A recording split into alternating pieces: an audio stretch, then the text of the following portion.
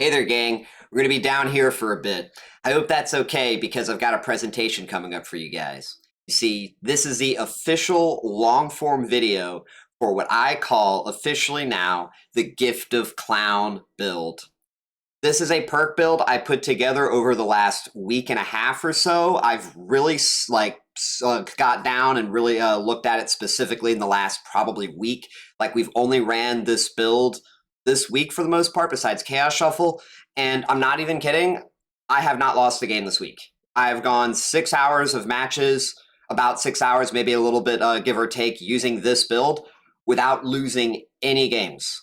3K or above. Sometimes the matches get long. Y'all are going to see a match in this video that went about almost 20 minutes. Yes, as Clown, I held a match for almost 20 minutes.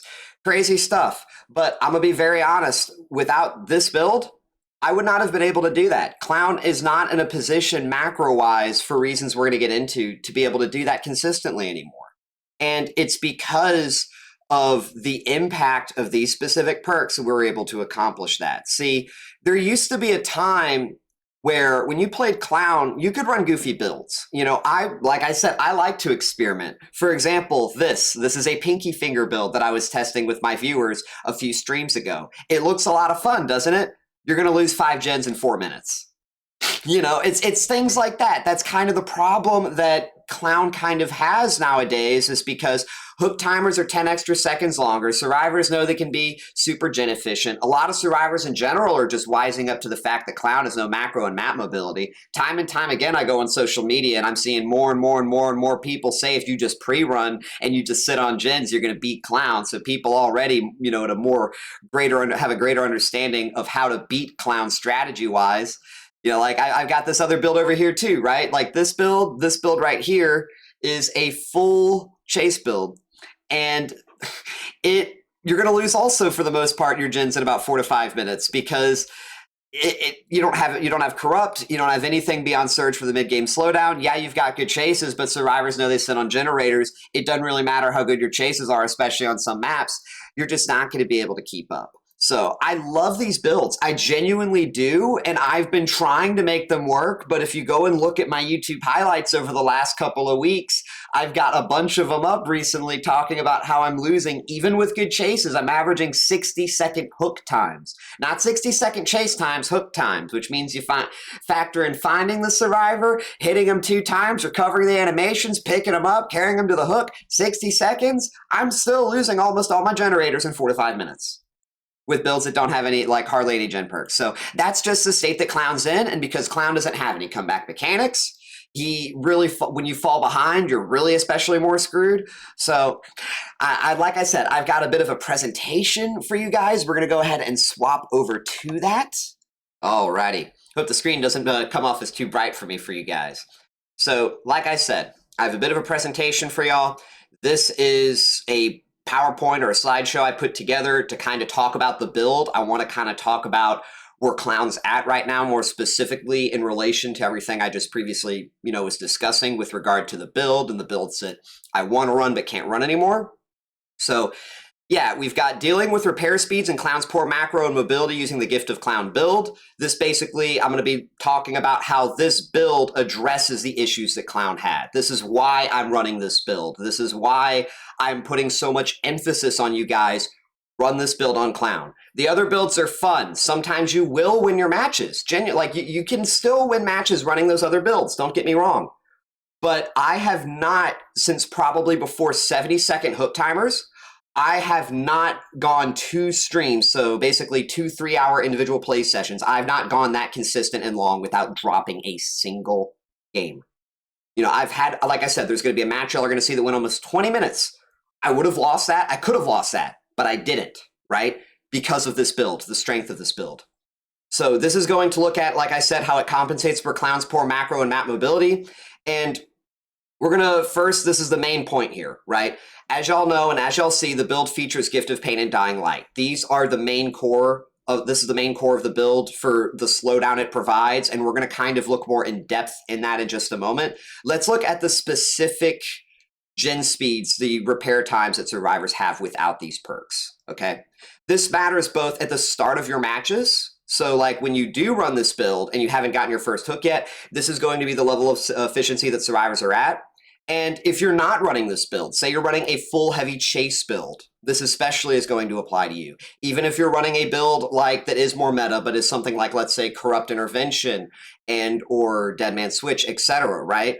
That doesn't actually impact what y'all are seeing in front of you. Because for one thing, the influence of instant regression comes following a chase. It comes in a burst following a chase. If the chase ends after the gen is completed, it's essentially moot. It's worth nothing. It has zero sum. And so that is where this is most important. Because yes, you could be playing Clown, right? You could have Pain Resonance. You could have Pop Goes the Weasel, Eruption, Jolt. But if your generator finishes before you finish that down, you get that hit, and the instant regression comes in, well, then it doesn't matter. These perks prevent that. And they especially, as y'all notice, we are running Surge. They have synergy with that for reasons we'll get to. But again, look at what's in front of us here. A single survivor. So this, again, survivors split at the start typically against Clown. A single survivor finishes a generator in 90 seconds. This is assuming no perks, toolboxes, or anything to make it easier. They repair at a speed of 1 charge per second. So that is kind of, when it comes to understanding how repair speed is calculated, the best way of doing this is charges per second. So 90 seconds, 1 charge per second, 90 total charges required. That is how you determine repair speed. There's a 15% efficiency penalty when 2 survivors are working on the same generator. So even though 2 survivors get 1 charge per second individually, if they're both on the same generator, it's 1.7 charges per second.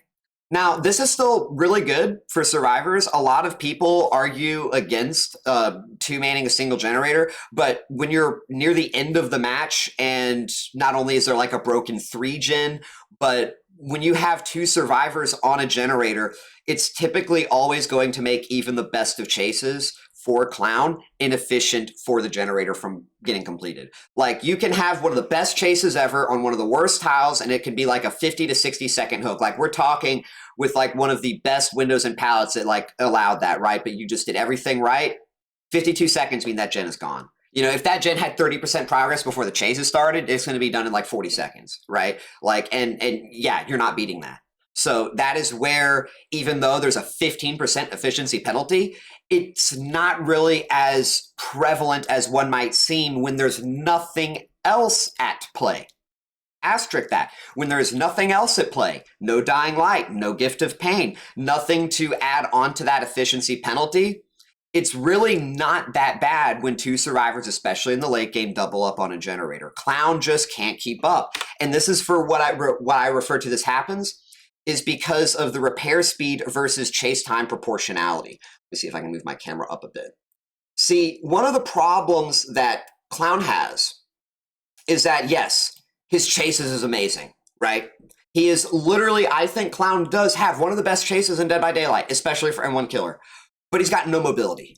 He's got no form of pushing survivors inherently off of generators. For example, someone like Freddy has alarm clocks.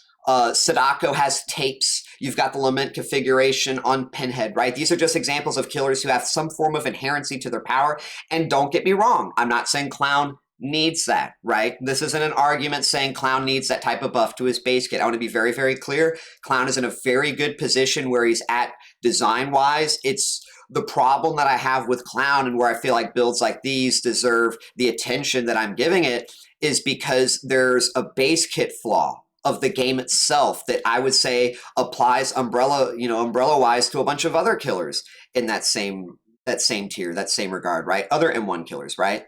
So anyways, when it comes to this, what we're looking at is this is a matter of, because Clown does not have any macro or mobility, even though he has really, really good chase, and he can down 1 survivor very quickly, right, by comparison to other killers, because he lacks in the mobility and the macro.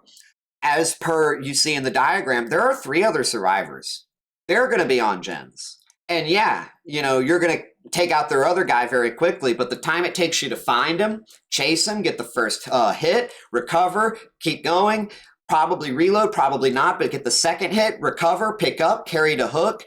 a cross map to generator 4 gets completed, you're losing very typically 1, maybe 2 generators on a very, very good chase if you don't find the survivor very soon. Like, you can have a good chase, but if you don't start the chase soon, you'll still probably lose a generator. And the whole idea behind this graph is to illustrate this fact, right? That yes, clown is good chase, but chase time proportionality to repair speed is still out of balance. Clown is still in the negative when he doesn't have anything that is slowing down that repair speed, because the only way to actually influence repair speed versus chase time proportionality in a positive manner for clown is raw repair speed slowdown, perks specifically like Dying Light and Gift of Pain.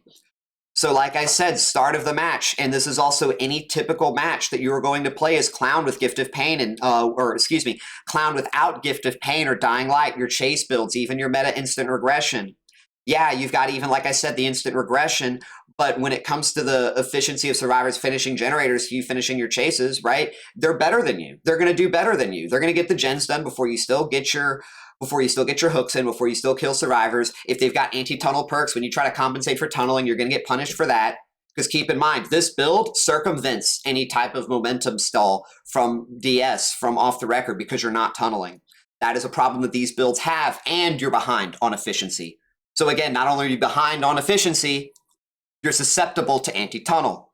That's basically double lose-lose on you that this build does not have when it comes to problems. When you start getting going, though, with this build, when you start applying Gift of Pain, when you start applying Dying Light, that is where clown actually starts to get his foothold in a macro level, because yes, he lacks in mobility. He doesn't have anything to inherently push survivors off of generators. This is all still true and will all, for the most part, I would say remain true unless you're referring to specific perks like Deadband Switch, which stop them from doing the generators, right? But those also do not function very well when it comes to the manners and the problems in which we described, comes following the chase, etc. No. What does work, though, in line with clown and how he is, because clown can't push people off generators, right? Doesn't have the mobility either. You slow him down. See, it doesn't matter if you can't stop them from doing generators because you don't have anything, if they're not going to get the gens done. That's the idea behind this build in a nutshell. Yeah, you can't push them off, but they're not getting their job done, and that means you win. If their job doesn't get done, you win. AKA, if your proportionality, your chase speed increases, right? That's what 3 stacks is meant to show here. When you've got 3 stacks of Dying Light that is spread across every single non-obsession, when all of those non-obsessions have Gift of Pain, suddenly the chase time proportionality to repair speed becomes significantly more in clown's favor. And when a killer like clown actually has a macro advantage because survivors just can't do the gens by comparison, well then of course he is going to dominate because he has the inherent advantage due to his power and chase. I have games where I sometimes win at 3 gens. I've had games where I win at 4 gens when I really go ahead because survivors they aren't on like the level of sweat meta efficiency, right? This game, when you get ahead, it's so hard for survivors to come back because you are in control of when Gift of Pain gets removed. Dying Light is also in your control of when it gets removed because the obsession has to die for it to be gone. So that is what also especially makes this build so powerful. You have so much more agency passively by comparison to what you would have if you ran other perks in your builds. So let's now start looking at what happens when Dying Light and Gift of Pain comes into play. I just realized I totally could have been slideshowing this for you guys. So when you've got 1 stack of Dying Light and Gift of Pain, these are what your generator repair speeds and your times are going to look like. If you've got 1 survivor with Dying Light and Gift of Pain, so this is the start of your match. You start a match with this build, you find a survivor that's a non-obsession, you down them, you hook them, right? You've got your global 1 stack of Dying Light, you've got Gift of Pain applied to that survivor, they get unhooked by somebody, they get healed, they run off to do a generator. It's going to take them 111 seconds to do that generator. That's almost 2 minutes. That's 9 seconds away from 2 minutes. This is without factoring in great skill checks, any perks like resilience, toolboxes, things of that nature. It'll take them literally almost 2 minutes right out the start of the game when they get off their first hook. If there are 2 survivors working on a generator and the non-obsession has Gift of Pain, and the other person, this would have to be the obsession, by the way. How does this work where you have 1 stack of Dying Light but 2 survivors working on a generator that also has Gift of Pain alongside them? The obsession has to be probably hooked early. They would have to be hooked early, so that's 1 Gift of Pain. The other non-obsession with Dying Light and Gift of Pain, that is 70 seconds. So you literally don't even have to go super crazy with Dying Light early. They still get a huge penalty to their repair speeds. Because again, look at the repair times by comparison. You go from 90 seconds to 111 seconds for 1 survivor. You go from 52.9 seconds up to 69 seconds, 69.7, basically 70 when you think about it. That is a massive difference in time. And that is something that, again, it is passive. So when you are in the middle of your chases, this has more impact by comparison to when you are not in the middle of your chases, right? Instant regression follows afterward. Your generators can likely get completed if you run instant regression perks by comparison to a build like this. And again, these are the numbers very early into the match when you only have 1 stack of Dying Light, when you've only got Gift of Pain pretty much on 1 survivor. So technically this also does only apply, right, to the 1 generator potentially. But when you go further into the match, not even too long though, when you reach 3 stacks of Dying Light, Gift of Pain, spread across 3 different survivors, even let's say all 3 non-obsessions have the Gift of Pain and that global 3 stacks of Dying Light, this is where you possibly win the game. See, this is typically when I reach, I call this critical mass. This is where it's hard for survivors to come back. Because again, remember this, you are in control of when Gift of Pain goes away. If you don't hit a survivor can run in your face. And if they're doing this, they're not doing gens, by the way. They're not healing other survivors too. A survivor can run in your face. They can scream. They can dance. They can teabag. If you don't hit them, they're not losing Gift of Pain. Gift of Pain has no timer. It is permanent. It is existential. It lives as long as you desire it to. So as long as if you don't want it to go away, it will be there until the end of the match. Until the exit gates are open, even though it's not relevant there, till they're out the gates, this perk still exists. That is the greatness of this perk. Same thing with Dying Light. If you don't kill that obsession, that perk's there till the end of time too. These perks have a level of persistency that survivors can't overcome compared to other perks. Gift of Pain, Pain Resonance. You hook a survivor once and you use it, it's gone. There's no persistency there. It's got value, good value, but then it's gone. This perk has persistency and it's got good value. That's what makes it so good.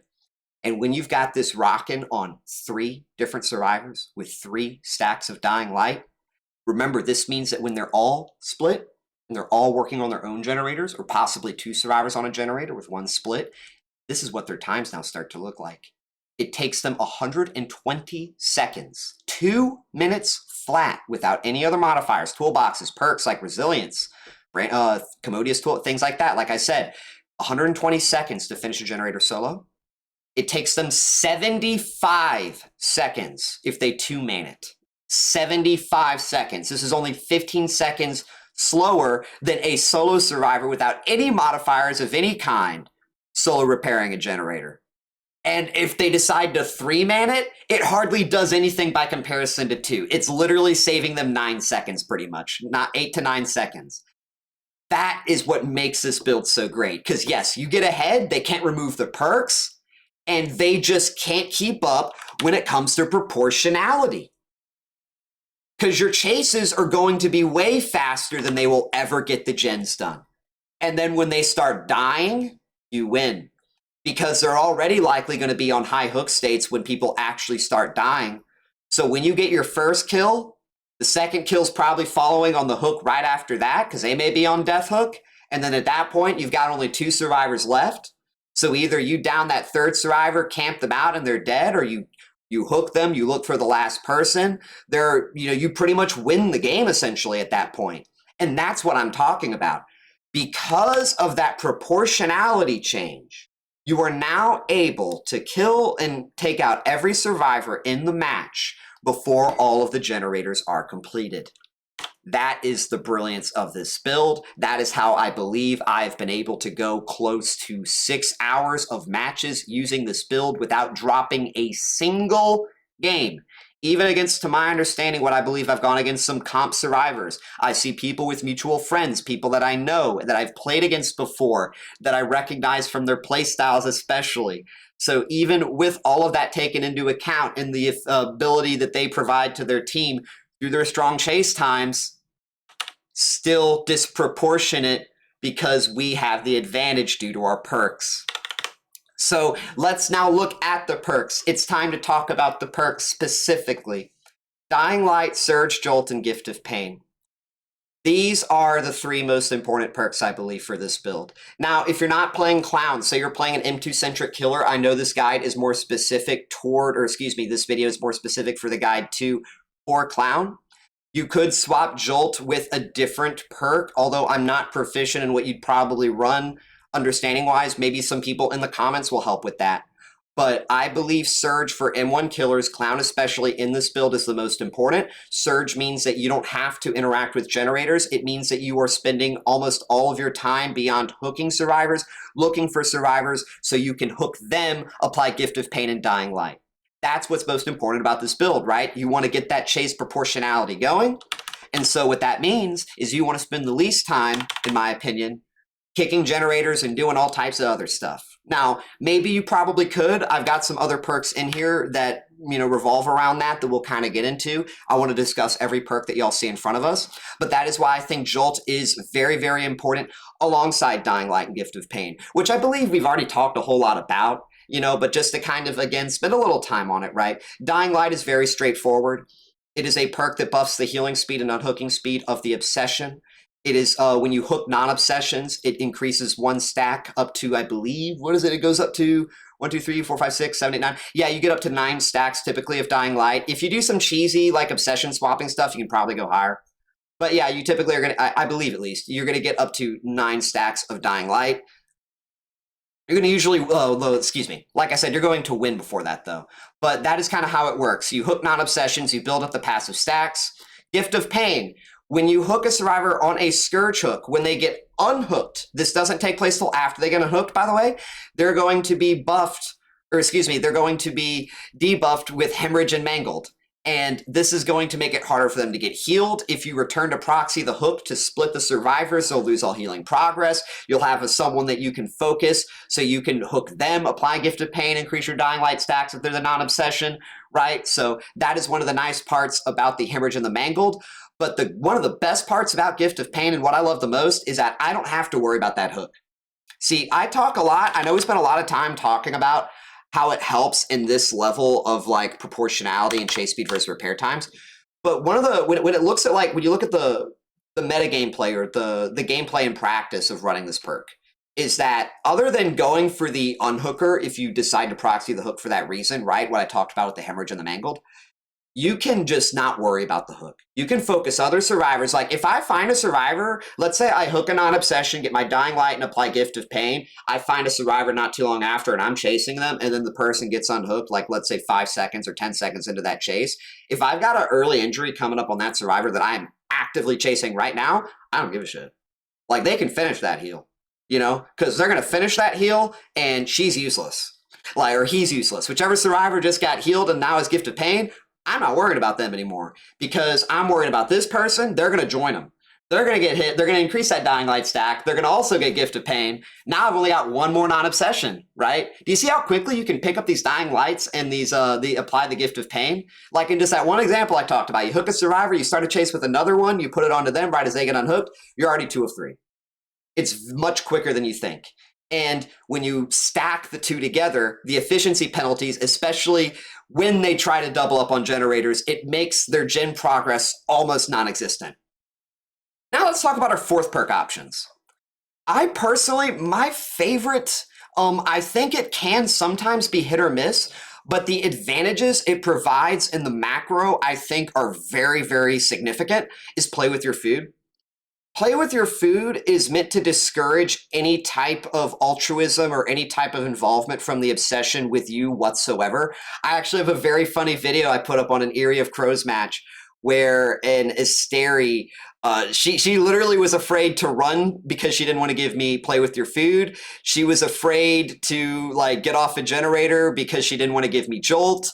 Like she was hopping into lockers not to give me jolt. Like it was very cute because when she was giving me play with your food, I was killing every non-obsession. I was taking that play with your food, starting chases. I was then downing them and hooking them and applying Gift of Pain and Dying Light. And now she's got useless teammates, right? And it's her fault because she gave me play with your food. And so she would literally, to deliberately counter that, if she didn't pre-run early enough, she would just let me down her. It was funny. You know, play with your food is really good for that. I had another match with it.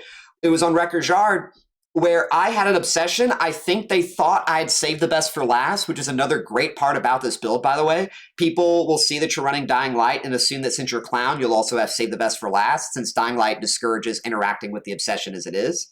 But no, they'll get in my way. I'll have play with your food, so I'm gaining stacks of play with your food while I'm chasing someone to apply Gift of Pain and Dying Light, right? Like I'm looking to ignore the obsession and gaining these play with your food stacks in the process. And now I just go around them and I'll down them. They wasted that whole time not doing anything on generators. I still get my Gift of Pain and Dying Light, and I just keep going, you know, or I end up injuring them. I get the pressure of macro-wise from that injury because I can snowball off of that. I get the play with your food when they run away and the chase ends, and I use that play with your food to do what I was talking about just beforehand. Continue chasing that person. I now down them anyways. I now get my hook. I have my cake. I eat it too. Right? Play with your food. Very, very good. It may not seem like it, but trust me, I've got videos on it too. This one, if it may seem unorthodox, the video should hopefully put it into better light. I think even one of the matches may or may not in this video have play with your food. Jagged Compass. Jagged Compass is also really, really good. If you're concerned about hook placement, because hook placement sometimes can be a problem, this perk is amazing for that. This perk basically streamlines this build. You are almost always going to get a consistent level of value from Dying Light, from Gift of Pain, and from Surge if you run Jagged Compass. And further, that information you get from knowing which gen is most progress will mean that you are making the most use of your time. It'll make it easier for you to likely find non-obsession survivors and apply your higher stacks of Dying Light and Gift of Pain.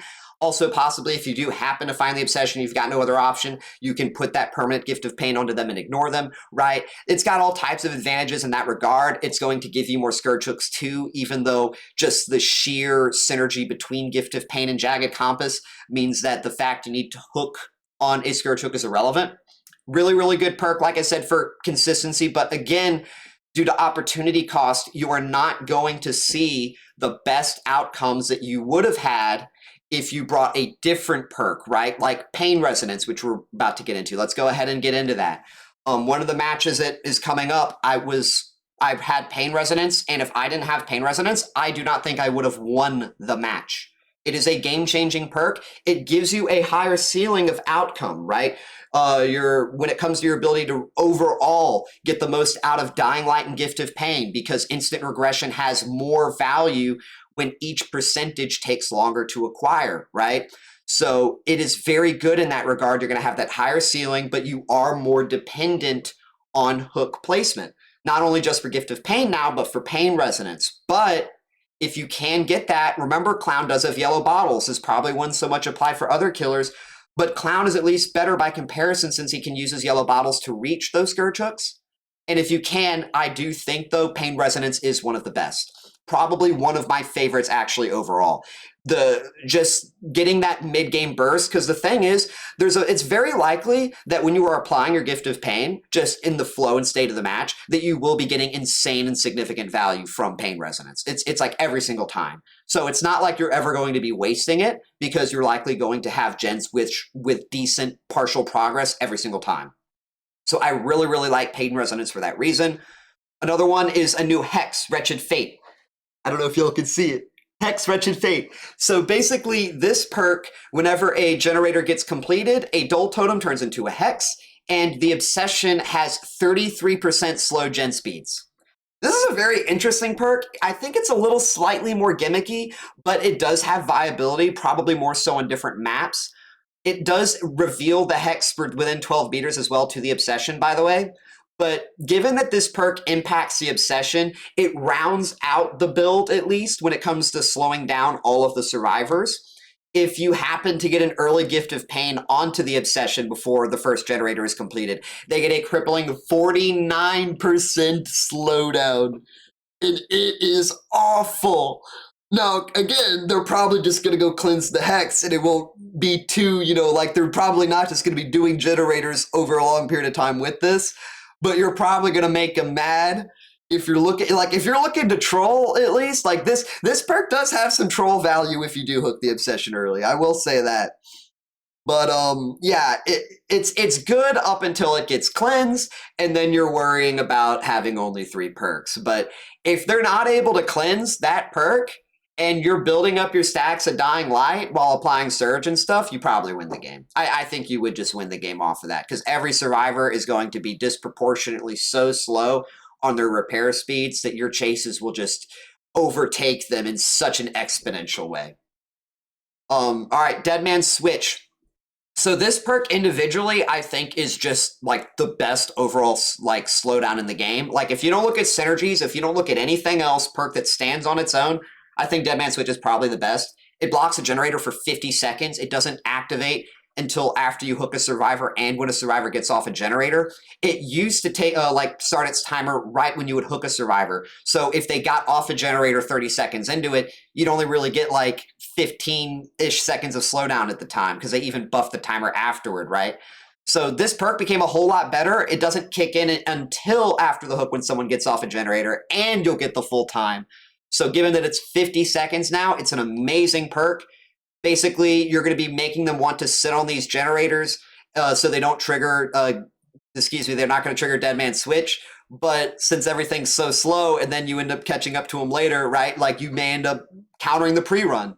They're not going to pre-run because they don't want to trigger that, and then you end up punishing them. So it's got all types of good value beyond even just the raw slowdown. If you trigger Dead Man's Switch, you're going to probably make them like rotate anyways, just due to its duration. Next is Thanatophobia. This might seem really weird to people. A lot of people might be like, why is Thanatophobia on this list? I think Thanatophobia is actually very slept on, and I don't even think you need 4 stacks for it to be good. I think for Thanatophobia to be a good perk in this build, you actually only need 3 injured survivors. Why 3? Because when you have 3 injured survivors, you get 6% slowdown. That's the equivalent of 2 Dying Light stacks. Now, Thanatophobia doesn't work on healing, which is something I know we didn't really touch on too much when it comes to the healing speeds of this build. This Dying Light and Gift of Pain have insane synergies on healing, but I think that's kind of for a different topic now at this point. Thanatophobia gives you, at 3 injured survivors, it's the equivalent of 2 stacks of Dying Light. So if you're at 5 stacks, you're basically at 7. And that's huge when you've got Gift of Pain. When you're at 3 stacks, you're basically at 5. If you're at 1, you're basically at 3. So it's really good in that. Also, it affects the Obsession too. One of the few that would affect the Obsession. So it also synergizes with Gift of Pain alongside itself when it comes to slowing down the Obsession. And getting 3 injured survivors is not as difficult as you think either. Let's assume that you've hooked a survivor, you've applied Gift of Pain and Dying Light. Let's assume they don't want to heal because they don't want to trigger Gift of Pain. They don't want to get that slowdown, right? You start a chase with another non-obsession. You down them, you hook them. That counts as a stack of Thanatophobia. They're hooked, right? Everything, even when they're hooked, it counts as a stack. When they get unhooked, they're going to still have that stack. So you have 2 people at this point, right? That's 2 stacks. When you start your next chase, when you injure that person mid-chase, you're at 3 stacks. If you keep up that pressure consistently, because also that healing slowdown from Dying Light and Gift of Pain, you're going to be keeping up 3 stacks longer than you think. And by the chance that you just come across that Obsession who you typically, if you haven't hooked early, right, so they don't have Gift of Pain and you're not going to worry about like injuring them for that pressure, and you can get that 4th hit, now you've got that 4th 20% reduction that's going to also go on top of however total stacks of Dying Light that you have, which is also going to go on top of your Gift of Pain. Because 4 injured survivors with Thanatophobia, that is the equivalent of about like 6.5 stacks of Dying Light. Yeah, you heard that right. 6.5 stacks. So it's, like I said, I think people might underestimate the influence it would have in this specific build, but I think it's pretty decent.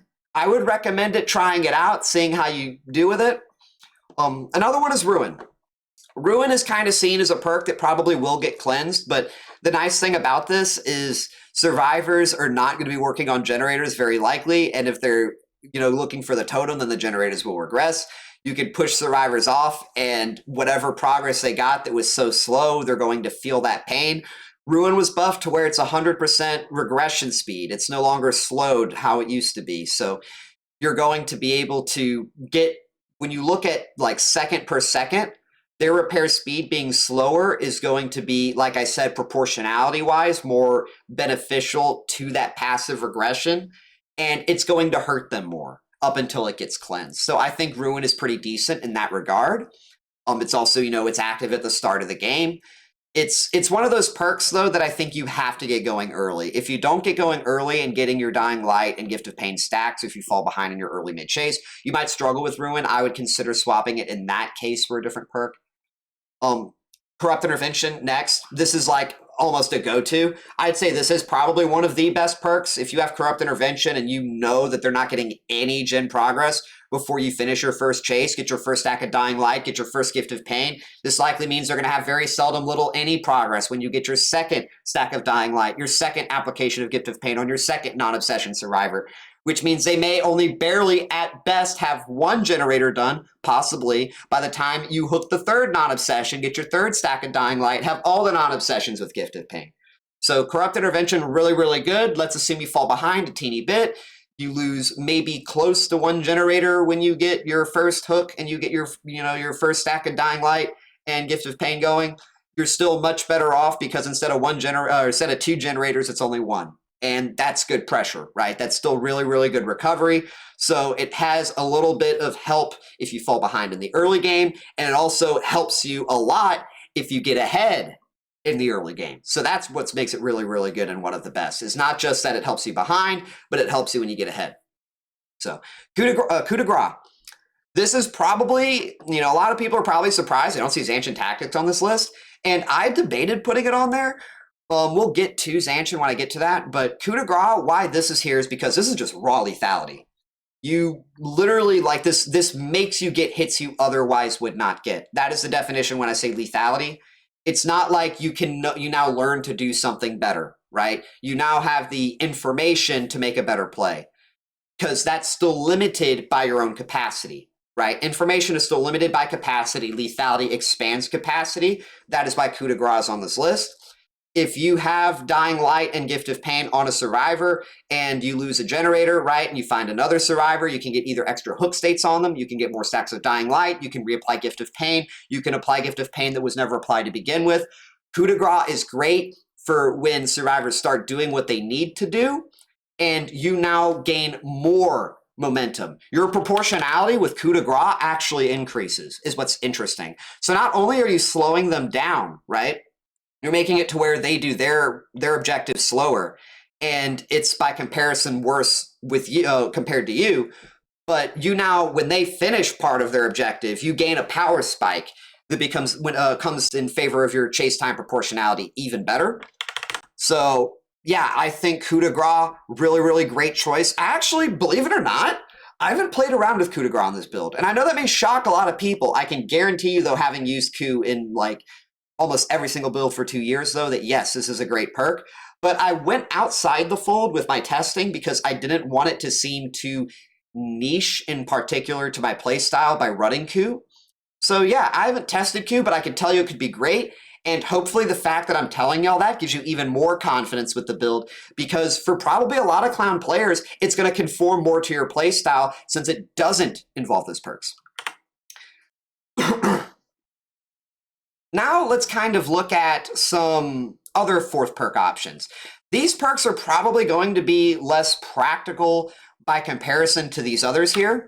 And that's not to say that they're not good or they're not like as good, although I am kind of saying that, but they're still effective. They're still going to win you some games, but they probably have some downsides that'll make you struggle winning some games, assuming you don't actually lose, right?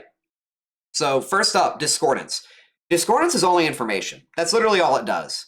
So it can help you by virtue of using that information. You can find a non-obsession. You can either find two non-obsessions and you can prioritize whichever one is most important. You can find a non-obsession and the obsession, and thus by virtue of that pressure the non-obsession and also interrupt the most generator efficiency on a singular generator. build up your stacks of Dying Light and Gift of Pain in the process, right? Discordance is really, really good for that. A lot of survivors are going to typically look to 2-man once they get Gift of Pain and Dying Light, because it is like practically the only way to get anything close to effective gen speeds, assuming they're fully healed. And so, like, yeah, you're going to get returns on that, but it's not going to help you slow the gens down. If you can't pressure the generator, or you're not actively, like, it's not your priority at the moment, then it's not really helping you there, right? So it's not really a perk I would super heavily emphasize in the build. I think it works. I think it'll help you, but I would just prefer other perks if you asked me. Alien Instinct, I think it's getting buffed, by the way, in the next patch to have more Oblivious Duration, and it's going to have, excuse me, I think it also is going to have, like, more aura reading. I think it's getting buffed. Don't quote me on this, but this perk I think is actually would be slept on. The great thing about Alien Instinct in this build is that some survivors are going to choose not to heal to avoid the Gift of Pain debuff, and this means you just get to identify them. You're going to make it probably harder for them to pre-run because they're going to be oblivious. You're going to know where they're at specifically because of the aura reading. Just go chase them, rehook them, get more stacks of Dying Light, Gift of Pain. They're one health state chase. They're going to be a super fast chase for Clown. And yeah, I think Alien Instinct could be pretty decent for that reason. You know, it's going to rely on them not healing, right, to counter Gift of Pain, but assuming they don't do that, there you go, you know, a little bit niche, potentially less practical, but it can pay off. Fearmonger Mindbreaker, I think this is going to encourage survivors to sit on generators. I also think possibly it would encourage them to get off earlier and not get as much gen speeds because they're going to want to pre-run. They're going to want to get their exhaustion timer down, which means they're not working on generators as long, which means they're not being as efficient with their time. And it means that there's less generator progress to regress passively once your instant regression from Surge kicks in following a chase. So I do think that that's really good for that reason. You know, you're going to be able to potentially deny lies if you catch them on the generator if they decide to greed, right? These Fearmonger Mindbreaker punishes greeding generators since you won't have exhaustion perks available mid-chase. So I think it's really, really good there. It's just that, again, it only counters exhaustion. That's all it's going to do. It's not going to make them, it's not going to give you any instant regression. It's not going to block the generator. It's not going to slow the generator down. It's not going to make your chases faster, right? Beyond the exhaustion effect, right? It doesn't have any type of other way of making your chase faster when exhaustion perks don't come into play. So not an immediate go-to, but I do think it has some value. Zanshin Tactics.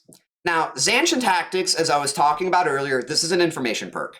Information is valuable. Information is game-changing because you would get hits that you otherwise would not have gotten. And I want to be very clear about that. That is the value of Zanshin. That's what makes it so good. You will get hits you would not have gotten because you will read the tile in a way that you otherwise would not have read it. Be very, very clear about that. However, the information and your ability to work with that is limited by your capacity. Your capacity is defined by your lethality. If you don't have as much lethality, or your lethality is up to a certain point, it doesn't matter if your information goes beyond that because you can't work with that information. Your information goes beyond the scope of your ability. So Zanshin Tactics is a great perk, right? It's going to help you in chases, but you're going to be still limited by Clown's capacity with no other chase perks, which is still really good. Clown has amazing chase, but you're not getting the effect of Coup Zanshin, right? You're not going to have Coup Zanshin, which is insane chase, right? You're not going to have Save the Best for Last Rapid, right? Which I know we haven't talked about either of those perks, but when it comes to comparing information versus lethality / capacity, one perk for information is night and day compared to that. So just keep that in mind. Even though that, yes, you're playing Clown with his good chase, you don't actually have other chase perks. You're playing a gen build with a little bit of information, right? There's nothing else there, you know? Next is Franklin's Demise. So Franklin's Demise is purely with the current meta of syringes. Survivors love styptics, they love syringes. If you don't bring Franklin's Demise and they hit you with one of those perks, it could hurt. It's probably not going to hurt as much as it would if you, weren't running this build, because other builds, they don't slow down survivors as much. You know, the proportionality. So having like, if you were to eat a styptic, if you were to have a survivor get a syringe off mid-chase, and you commit to that chase or you break the chase, it wouldn't necessarily be as punishing. So like this means that Franklin's demise isn't as valuable. I wouldn't so much rate it as high with this specific build for a 4th perk. It would be a lot more valuable in other builds where you don't have good proportionality, chase speed to gen repair. You know, so that is where I would more highly recommend it. But if you do find yourself getting frustrated with that, if you're getting frustrated with people with flashbangs and possibly flashlights, right? It'll help with that too. You can catch the altruism, especially with Cigar Box, knock those items out of their hands, then get your pickups, you know? Next is Lightborn. People are probably like, why is Lightborn on here?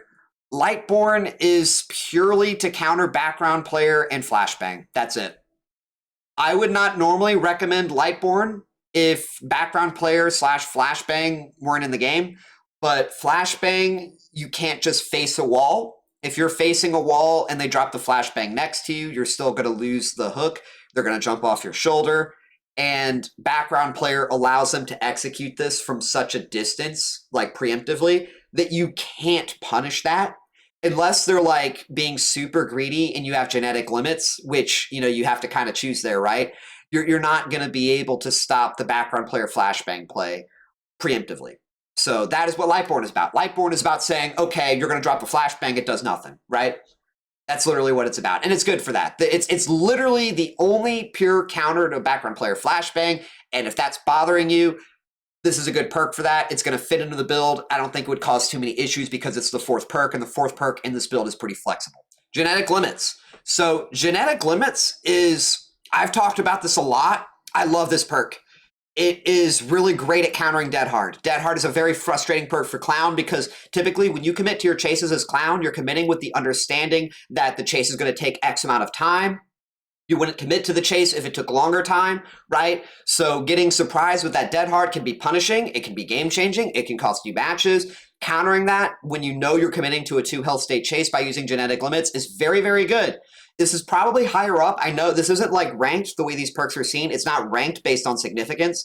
I would say genetic limits is higher up when it on these list of perks of greatness, right? It's one of the better ones because you are committing to 2 health state chases with this build. When you find a non-obsession with Gift of Pain, you're going to be chasing them, you're going to be downing them, right? You're going to be injuring them, and they won't be able to use Dead Hard. You're going to be able to down them and rehook them. And since this is a non-tunneling build where you're kind of spreading your hooks, not having to worry about Dead Hard is especially even more beneficial. This is probably, like I said, one of the best perks for that reason. If you hit a survivor mid-vault, you can deny Lithe. If they grieve their sprint burst for some reason, you deny sprint burst. It's more practical than you think. You know, you hit a survivor running up a building that they would drop off for balanced landing. They won't get balanced landing. Denying exhaustion perks is very, very helpful when it takes place. And given that, like I said, as a 4th perk with flexibility, it doesn't compromise anything. And that being able to, especially, like I said, play into the removal of the Dead Hard, which is very much ever so popular. Genetic limits is very, very good. Lethal Pursuer, this is just to give you some type of like alternative early game pressure that is a bit different from corrupt intervention. Lethal Pursuer is probably not as good. Keep in mind that Lethal Pursuer does not buff Cigar Box. This is a misconception people have. They assume that it gives you an extra 2 seconds of aura reading because that's what the perk says. But no, the aura reading duration of Cigar Box is intrinsically tied to the duration of the invigoration effect. So the only way to get longer aura reading with Cigar Box is to run either Garish Makeup Kit or to run Solvent Jug. So Lethal Pursuer will only help you with getting that first early chase, given that there is no other form of aura reading provided by this build. So it's okay if you want something a little bit different, but it's not too, it's not too amazing, right? I wouldn't gloat about it, right? Save the best for last. This is here because I figure some people want me to talk about this, and while I would partially suggest save the best for last, I'd actually also discourage it. I would actually discourage using this perk in some situations too, in a lot of them actually, because the problem with save the best for last is you are doubling down on your downsides basically. Yeah, you're doubling down on your downsides because if the obsession gets involved in your chases, you're going to be losing value from your save the best for last. You're going to be gaining nothing from your from your Dying Light. You can't commit to them, especially because you're going to be losing even more stacks to save the best for last. And that basically means that it can be harder for you to work with that extra weapon speed recovery. I think that if they know you have save the best for last too, that they can punish you more. And the fact that they'll be assuming probably that you have it anyways when you don't have it, you can punish them purely by choosing not to bring it, right? That's why I would discourage it, because if you're assumed to have it and you don't, you're going to be punishing them more at the macro level by giving the obsession an injury. You're not going to be recovering now any slower by losing stacks. And it's just all the more better for that reason. So I just don't think it's that great. Literally, unless you're playing matches against obsessions that don't like know about or care about countering clown, if the obsession just wants to sit on gens or whatever else and they just don't get involved with you, then yeah, save the best for last is probably pretty good. But I just don't realistically expect that to happen in your matches. It hasn't happened in mine. I found play with your food to be literally more beneficial by comparison for that reason, because the obsession sees you have Dying Light, and when they kind of see what's going on and you're focusing non-obsessions, they probably assume you've got more perks related to avoiding the obsession. Leverage. So this perk, I think, can help in some ways. I don't heavily recommend it, but when survivors are slowed down by Dying Light on their healing speed, when they're slowed down by Mangled and Hemorrhage, when they're slowed down by Gift of Pain, and when you factor in Leverage slowdown, this is going to make it extremely annoying for other non-obsessions to heal each other. Like, a non-obsession is going to get hooked. They're going to increase Dying Light. They're going to get the Gift of Pain, like Mangled Hemorrhage. They're going to get unhooked by another non-obsession who's Gift of Pain and also affected by that Dying Light. They're going to get now affected with Leverage, and that's going to suck. Like, if the Resurgence will lose all of its progress likely because of the Hemorrhage.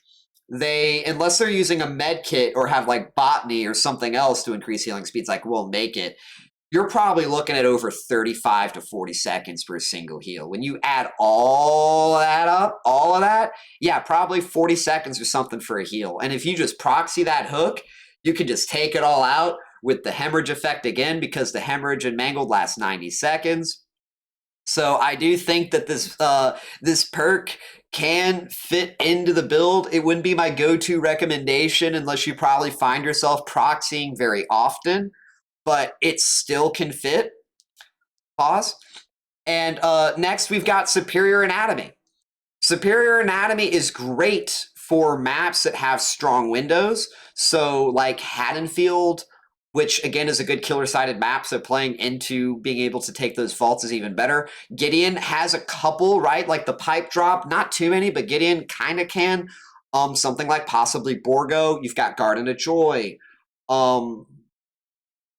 There's probably a few other that escape me at this moment.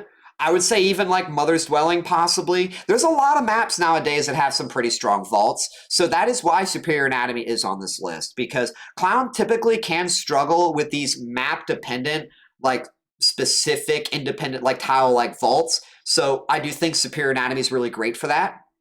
It's just, again, you have to be close to a vault to get it to activate. It does have a bit of a cooldown, and that's all it's going to really help you. It doesn't synergize with anything. It's only meant to serve one specific function. And so that's why I don't think it's super crazy great. Like, for example, Gas Heaven, right? It can help you on something like that too. I didn't mention there's a whole bunch of maps where it can. So it's good, and I would consider it, but don't heavily put it above everything else. Nowhere to Hide. If you're finding yourself having problems finding survivors, this is a good perk for that. You're not gonna be able to use it when the gen is regressing, say from Surge. But if you're looking for survivors, then the generator is likely not passively regressing, so you can kick it for Nowhere to Hide. Keep in mind, though, that as I was talking about earlier, survivors like to pre-run against Clown nowadays, too. So if survivors pre-run, Nowhere to Hide's also not going to do much at all. So, again, it has that downside as well. I don't really think it's super great. But if you're not running Cigar Box, it does have more utility by comparison to where it otherwise would. I run Cigar Box a lot more in my matches because I'm hard of seeing, but I also get that benefit of finding survivors through the R reading in a way that I'm not nearly as would otherwise be dependent on nowhere to hide, so maybe my experience will vary compared to some other people. Surveillance. Now, I haven't tried this one yet, but surveillance seems like it could be really, really great since it's going to get applied on every single gen that gets hit with Jolt and Surge. So when you get your hooks going and you start downing survivors and, you know, getting your Gift of Pain and Dying Light going more and more, you're going to find survivors working on generators that have already been hooked with Gift of Pain and that are affected by that Dying Light. So you can apply more hook stages to them, possibly take them out of the match, make them take even everyone else longer through the greater Dying Light stacks, right? So it has some synergy due to the fact that the information is gained in the same passive way that Surge and Jolt is applied. You don't have to work for that information. And, you know, if you happen to be looking at the generator when it starts getting worked on, it's very valuable there because, yeah, you're going to be seeing multiple generators through surveillance with each and every down, assuming the Jolt is applied. So you've got, like I said, there's a whole bunch of great perk options here. I do think these are the best. If you're looking for your fourth perk, these are the best. My top three would be Play with Your Food, Pain Resonance, and Jagged Compass. These are my top three perks. Other than that, I would consider Thanatophobia, Corrupt Intervention, or Coup de Grace. Those are the other three. So yeah, top six, Pain Resonance, Play with Your Food, Jagged Compass, Corrupt Intervention, Thanatophobia, Coup de Grace. Not necessarily in that order, but kind of sort of there. Now, what I've got for you guys next is I've got a few matches where I've got some that were really good. I want to demonstrate for you guys what it looks like when this build is played very well, when you fully, your play style is shifted into how the build is meant to operate. Excuse me, I'm stumbling over my words. I've been talking for unscripted for almost an hour now. But yeah, when you're playing fully into the build and how you're meant to apply Gift of Pain and increase your stacks of Dying Light, I've got some that'll show that, and I've got some that'll, when you're struggling, how effective the build is at making sure you don't fully lose and how you can come back due to how much stall that comes from all of this generator slowdown. Man. What are we on? Mother's Dwelling? Oh boy. Alrighty, Survivor's probably going to be on this gen back here. Oh, we already see them actually. I'm going to take this yellow though to kind of springboard and wedge.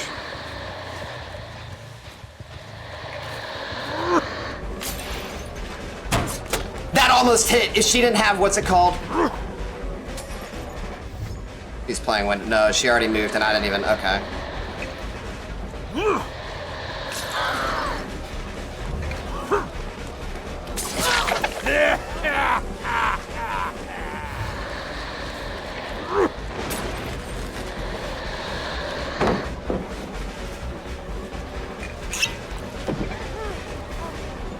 Oh, okay.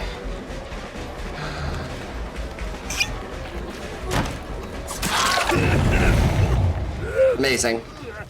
I think he's off. I think. Woo! Okay, where's my Gift of Pains? Oh my gosh. Hey, what's up, Nia? Don't give me a tag. That would actually be bad for you. Oh my gosh, your obsession. You're precious. Yes, give me that. Play with your food.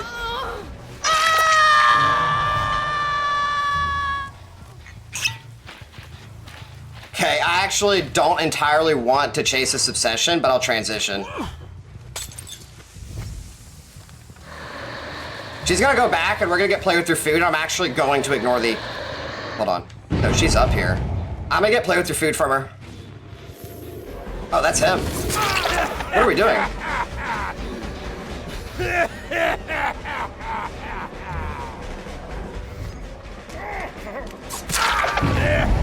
My man doesn't know the map. Now we get another Gift of Pain here. Get ourselves, okay, so who was it? It was the Ada, right? So the last piece of the puzzle is Kate. Hold on, make sure nobody's lurking, because I get a feeling somebody's here. They went up to main. This is Kate, right? This is Kate.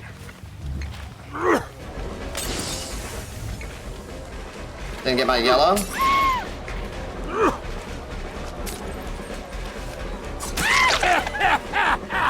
Remember, this is gonna be my triple. We're still at 5 gens. This is gonna be my triple Dying Light Gift of Pain here.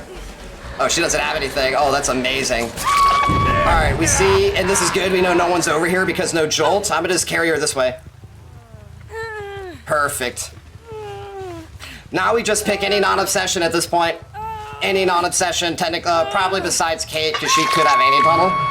But any one of these now, because this can allow me to reset Gift of Pain and reapply it. That's amazing. That's a stack of play with your food. Thank you. I'm gonna go back this way because I know they're gonna be on this gen. Right? No, they're not. Then I'll kick this and look for someone else. Remember, all of them are gonna be doing gens so fucking slowly.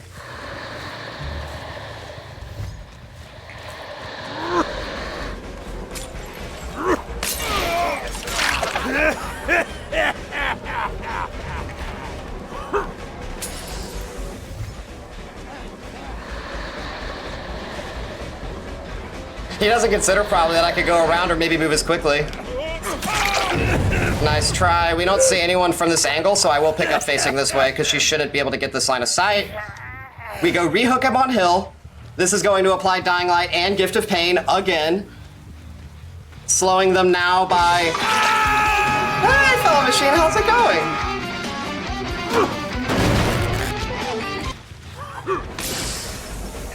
See, the thing is, as long as I only commit to who I want... How was your stream, by the way? I'm showing off a good build. Oh, this is amazing. I'm not gonna worry about Kate. I don't care if they, I should've just swung, dude.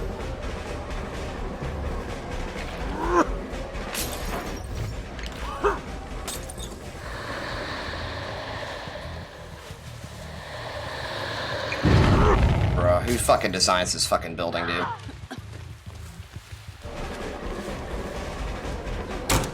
That's so dumb, man. What?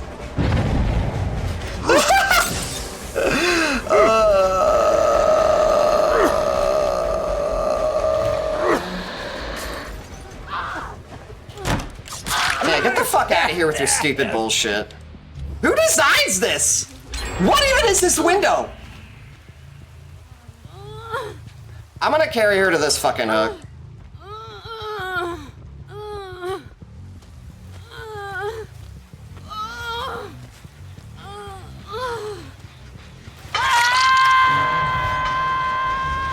This is good. Has she been hooked again? No, it was Vito.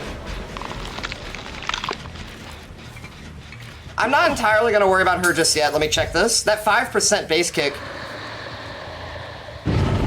It's actually stronger than you would think. Maybe I catch her now on the rebound when she pushes out from Shack. She can't actually make window. So this was actually an even better call just for the purpose of getting the first Hell Satan chase. We prevent Shack from being dropped. I don't think she has anywhere to go from here, especially if I pre-cock the pink. Minus 8%. Look at that, we reset the heal. Remember, we have Gift of Pain, so she just lost all of her healing progress. All of it is gone now.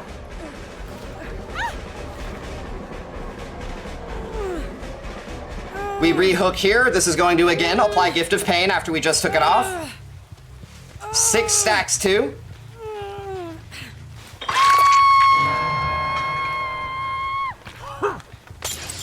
This gen was more than 75% completed, wasn't it? Now it's down to 25%.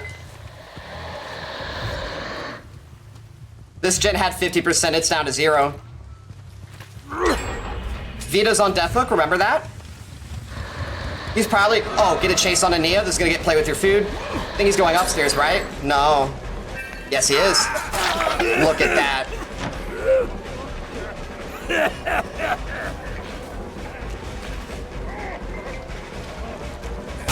Bro, what? He's got a chain all the... Okay, smart.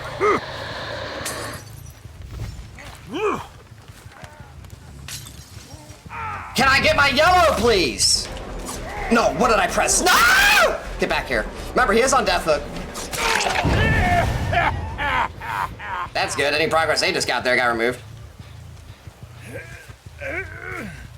7 stacks now.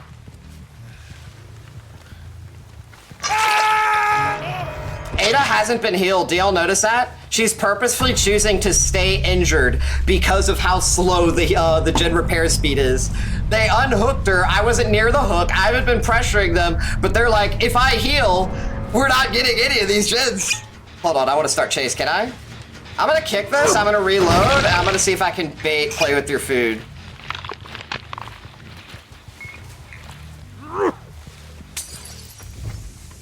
She's now got the heal off, okay.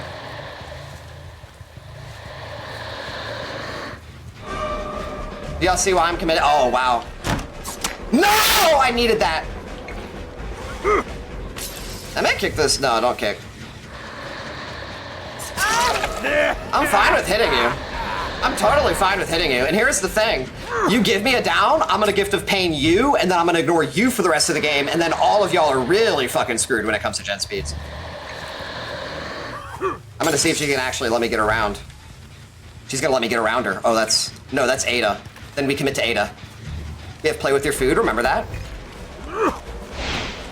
Okay. It's fine though.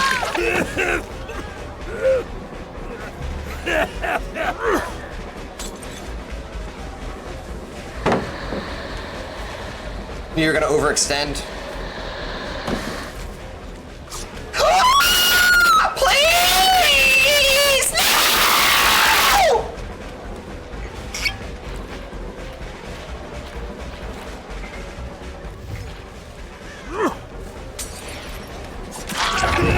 Perfect. Oh, we got him, gang. We got him. Now, she's on Death Hook, I believe. So this is our 8th stack of Dying Light.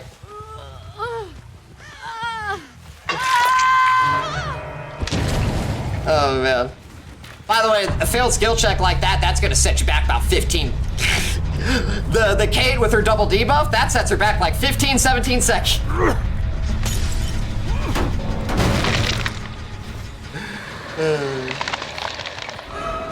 Drop pallet. Thank you.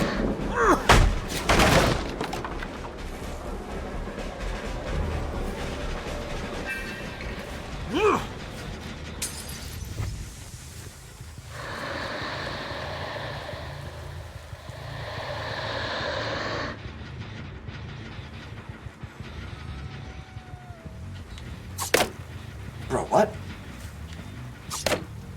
How? Okay, dude. Give me another play with the food stack. I can do this all day. Come back, come back. Also, how'd you heal? You have a flashlight, didn't you? How does that not fucking hit?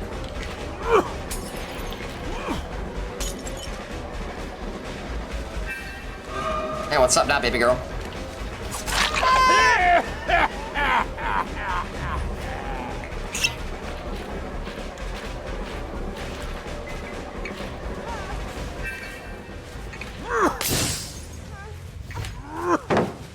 Go around.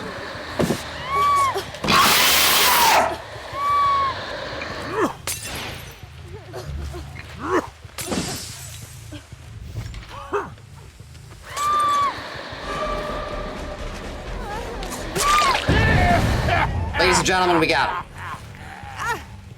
What are we naming this build? We call it either the cringe build, a la a Survivor nickname that we had received, or we call it the gift of clown.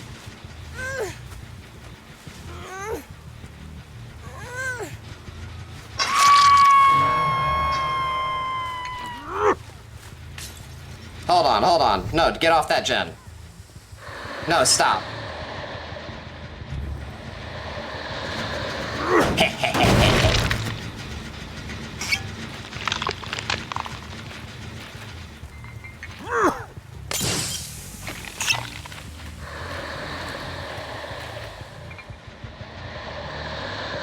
What's going on?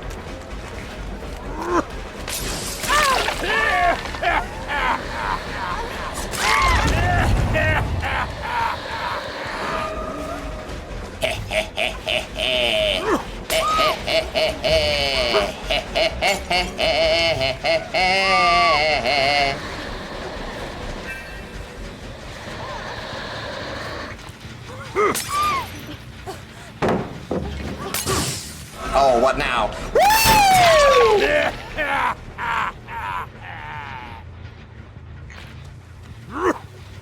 All right, I got you, Kate, and then we're gonna go ahead and Mori her, and then that's a wrap, ladies and gentlemen. Good game.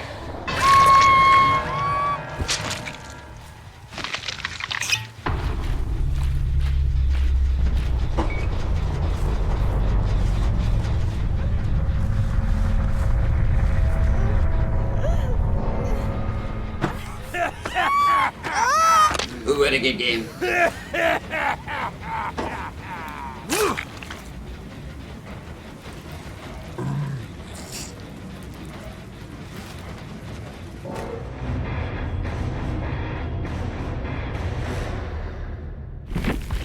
I mean, hey, y'all, we didn't tunnel.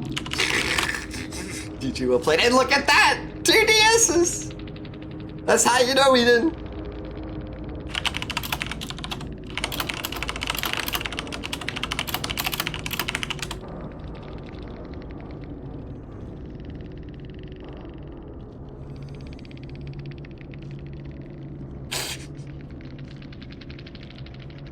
Oh, I was used to.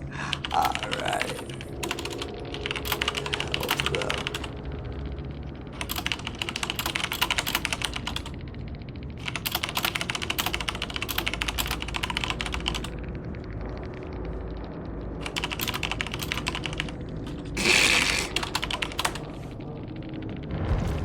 Oh, they're good. They're good. So this match, in my opinion, is what I would consider a dominating performance with the build. This is what happens when you get a strong early chase and then you transition that into another strong second chase. And just by happenstance, we found Kate in our very next chase after that, and that meant we had 3 survivors with both Dying Light and Gift of Pain. When you've got 3 survivors that early like we did with all of those debuffs, Dying Light, Gift of Pain, 3 stacks of Dying Light specifically, putting everybody that's not the Obsession at minus 25% healing speeds. This means that all of the survivors besides Nia take 2 minutes solo to repair a generator. And that is massive. That, again, so early is why by the time we killed everyone, even though we pretty much rotated all of our hooks like near perfectly beyond the Obsession, that they only had 2 generators done by the end of the match. They worked so hard to get gens done, but they could only get 2 of them done because any progress they got knocked out by Surge. Whatever they got took so long to get because of Dying Light and Gift of Pain. And Nia couldn't really do anything to help her team. I think Nia was actually really understanding of our playstyle. I think she was also very good as well in chase. It's just that we didn't get involved with her. And every time that we did, as you saw, we took play with your food. We were able to get a favorable injury in a position where we could capitalize onto a quick down. And that meant more Dying Light. That meant a reset on Gift of Pain. And they just couldn't come back from that. There was even a point where we had Dying Light, I think ramped up to 5 or 6 stacks at some point. We had Gift of Pain as well on a survivor who was healing someone off of the hook. So they had like minus 31% healing speed on top of the mangled, and then we end up running into them so they break the heal early, which meant that the hemorrhage lost them all of their progress. Like, this build is such a stall and a drain on time that probably makes it so obnoxious for survivors, but it is surprisingly and thankfully so effective. Again, especially on a map like Mother's Dwelling, because Mother's Dwelling, other than, I guess, I will say we got very good tile generation, but the main building is terrible. You know, that window that we had to play to hit Ada was just dumb. I'm gonna be honest, that was some of the dumbest stuff I've seen besides post Shelter Woods rework.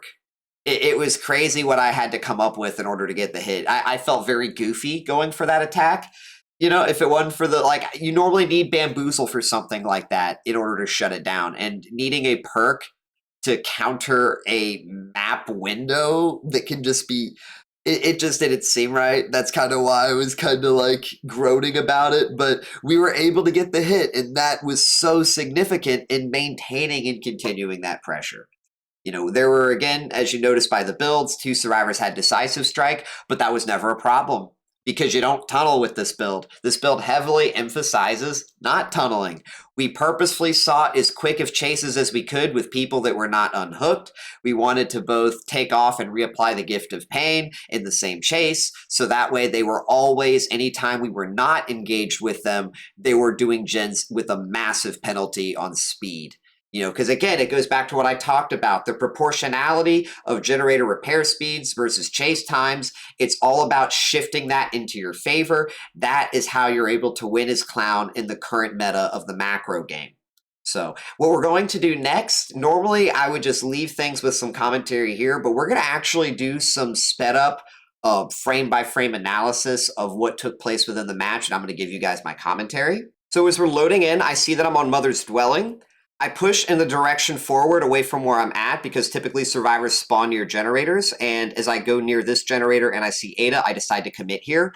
I purposefully use a pink bottle, or excuse me, a yellow bottle that I placed a tile or so back because I have the extended duration add-on.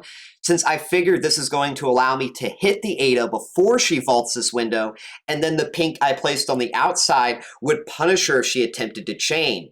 If she doesn't chain and she stays at the tile, then I can take possession of the pallet with the yellow bottle, and then I can force her into a hit before she makes it back to the pallet or makes it back to the window. I had everything, literally all of this pre-calculated, but what I didn't have calculated was finesse. Oops. So at this point, I have to be aware of the fact that she's playing a relatively strong check that gives her a tile chain away from this corner, that she could possibly be looking to make it back to the pallet unless I'm relatively close enough to the pallet itself. And also keep in mind that that is also where you want to place the yellow, which makes it even more dangerous. So I'm kind of sitting here and I'm thinking about what to really do because I do expect her to want to chain. Staying at a corner tile is typically not really smart as Survivor, even if it's Killer Shack, especially if you're given the opportunity to chain from it. You always want to look to chain tiles. So since I know that if she's smart and that's what she's looking to do, that's what I'm kind of trying to play and take into account. But also by looking to do that, playing that way, showing my red stain around the corner, even if she is playing check, I figure that's also going to push her back into the corner tile, especially with my yellow if she sees the yellow is near the Killer Shack pallet, because that is the point of safety. If she beats me to the pallet, especially coming in from the outside inside, and then she has possession, she drops it and she has yellow, she gets a very easy tile chain into main. Bare minimum, it should be a forced break chase. There would be no reason to commit to that chase after kicking pallet, and even though I would be kicking pallet early, it's not really worth it with this build at this stage in the game because we don't really have any early game momentum just yet. Remember what I talked about in the PowerPoint. You don't really have a whole lot with this build at the very, very start of the match. It's similar to what you would have in a build that didn't have these perks. But once you start getting going, once you get the one hook, the two hook, etc., you know, you apply the gift of pain and you stack up the dying light, then you really get ahead. But we're not there yet. So where I'm at, being able to contest her at this shack without giving her a chain and getting a hit early is very important. So I have the yellow set up. I'm able to rotate into the yellow, but I figure I don't want to rotate around the right because I know this Ada is very good. I can tell based on her perks and just the way that she pads and her pre-distancing that she's likely understanding of what to be doing at this tile, especially when it comes to chaining from it. So I get my yellow. I actually go from the inside back out. And I'm able to catch her with a pink much, much sooner than I did if I went around the outside. If I went around the outside, I would not be near her just yet. She likely would be at the 4 lane before I get my first health state. Getting my first health state at the hill is very, very important, especially since the way everything's kind of choked up here makes it easier for me to pre-place my yellow before I get the hit and then get my yellow in the recovery. She initially was going to go back to Shack, but I think seeing the yellow here made her want to go back for it and try to get it. But I understand my timings and my placements well enough that make it extremely inefficient and ineffective for survivors to get my yellow and get away with it. So she actually doesn't get the yellow here, if you notice by the fact we go how quickly we catch up to her. Even though she does make it to the pallet, she's not yellowed. It's just the fact that she had the speed boost from getting hit earlier, right? So she does make it here. And I don't have any bottles yet, actually. I was going to say I put a pink. But no, we don't have any bottles yet here. And what we're doing is we're playing pure M1. While I could look to reload, the problem with reloading is almost always a guaranteed tile chain. And that is one of the reasons why I'm really playing as aggressively with this last yellow bottle invigoration and trying to get this hit before I need to reload. Because I don't want to give her that extension, especially with how close we are to main building. If she gets to main building, I've got problems. because I'm already, we're already about 43 seconds, right, into this match, and I still don't have my first down and hook yet. Survivors still have that momentum we were talking about. I need to get something going soon. So I'm playing pure M1 with the invigoration. I try to fake my red stain. Notice how I'm looking like this. This is very, very specific because if she's looking behind her, she sees this. She sees this red stain over the corner of this wall. And a lot of survivors, especially when you're playing invigoration, they will panic vault this. They panic vault off of this right here. And that's why I shift. Because when I hear the audio cue, at this point, I'm actually not so much playing for the aura. I'm playing for that audio cue when I do that. And that gives me what I need with this invigoration and the extended duration from Garsh Makeup Kit to catch her on that animation lock. But she doesn't. In fact, believe it or not, she vaults on the audio cue of when I started my reload. Guarantee this. You go back and look at this. We chase her. I do this, fake the red stain. She doesn't. Start the reload. She vaults off of the audio cue. There's like a little cork sound of Clown when he like hits it with his knife to start the reload. She vaulted off of that, and that was extremely intelligent. That gave me a very smart hint that this is a very good player. So I'm playing with no bottles. We are playing pure M1, and again, I have to, because I have to keep her at this tile. And if I reload, she is not likely staying at this tile. This is not a vulnerable corner tile. She's got a lot to chain from, and I can't let that happen. Now, since I do have her right here, I feel like I have an opportunity, because if I do reload at this specific moment where she gets into the 4-lane, worst case scenario, she's going to be chaining into the outer edges of the map away from main, and ultimately at the top priority, I just can't let her get to main building. So I start my reload here. What does she do? She vaults. But thankfully, Clown can cancel my reload, get the down. We get Jolt on 2 different generators, 2 really important generators. This is where I get my, I start building up my momentum. Nia was not doing generators at the whole time either. She was looking to get a flashlight save.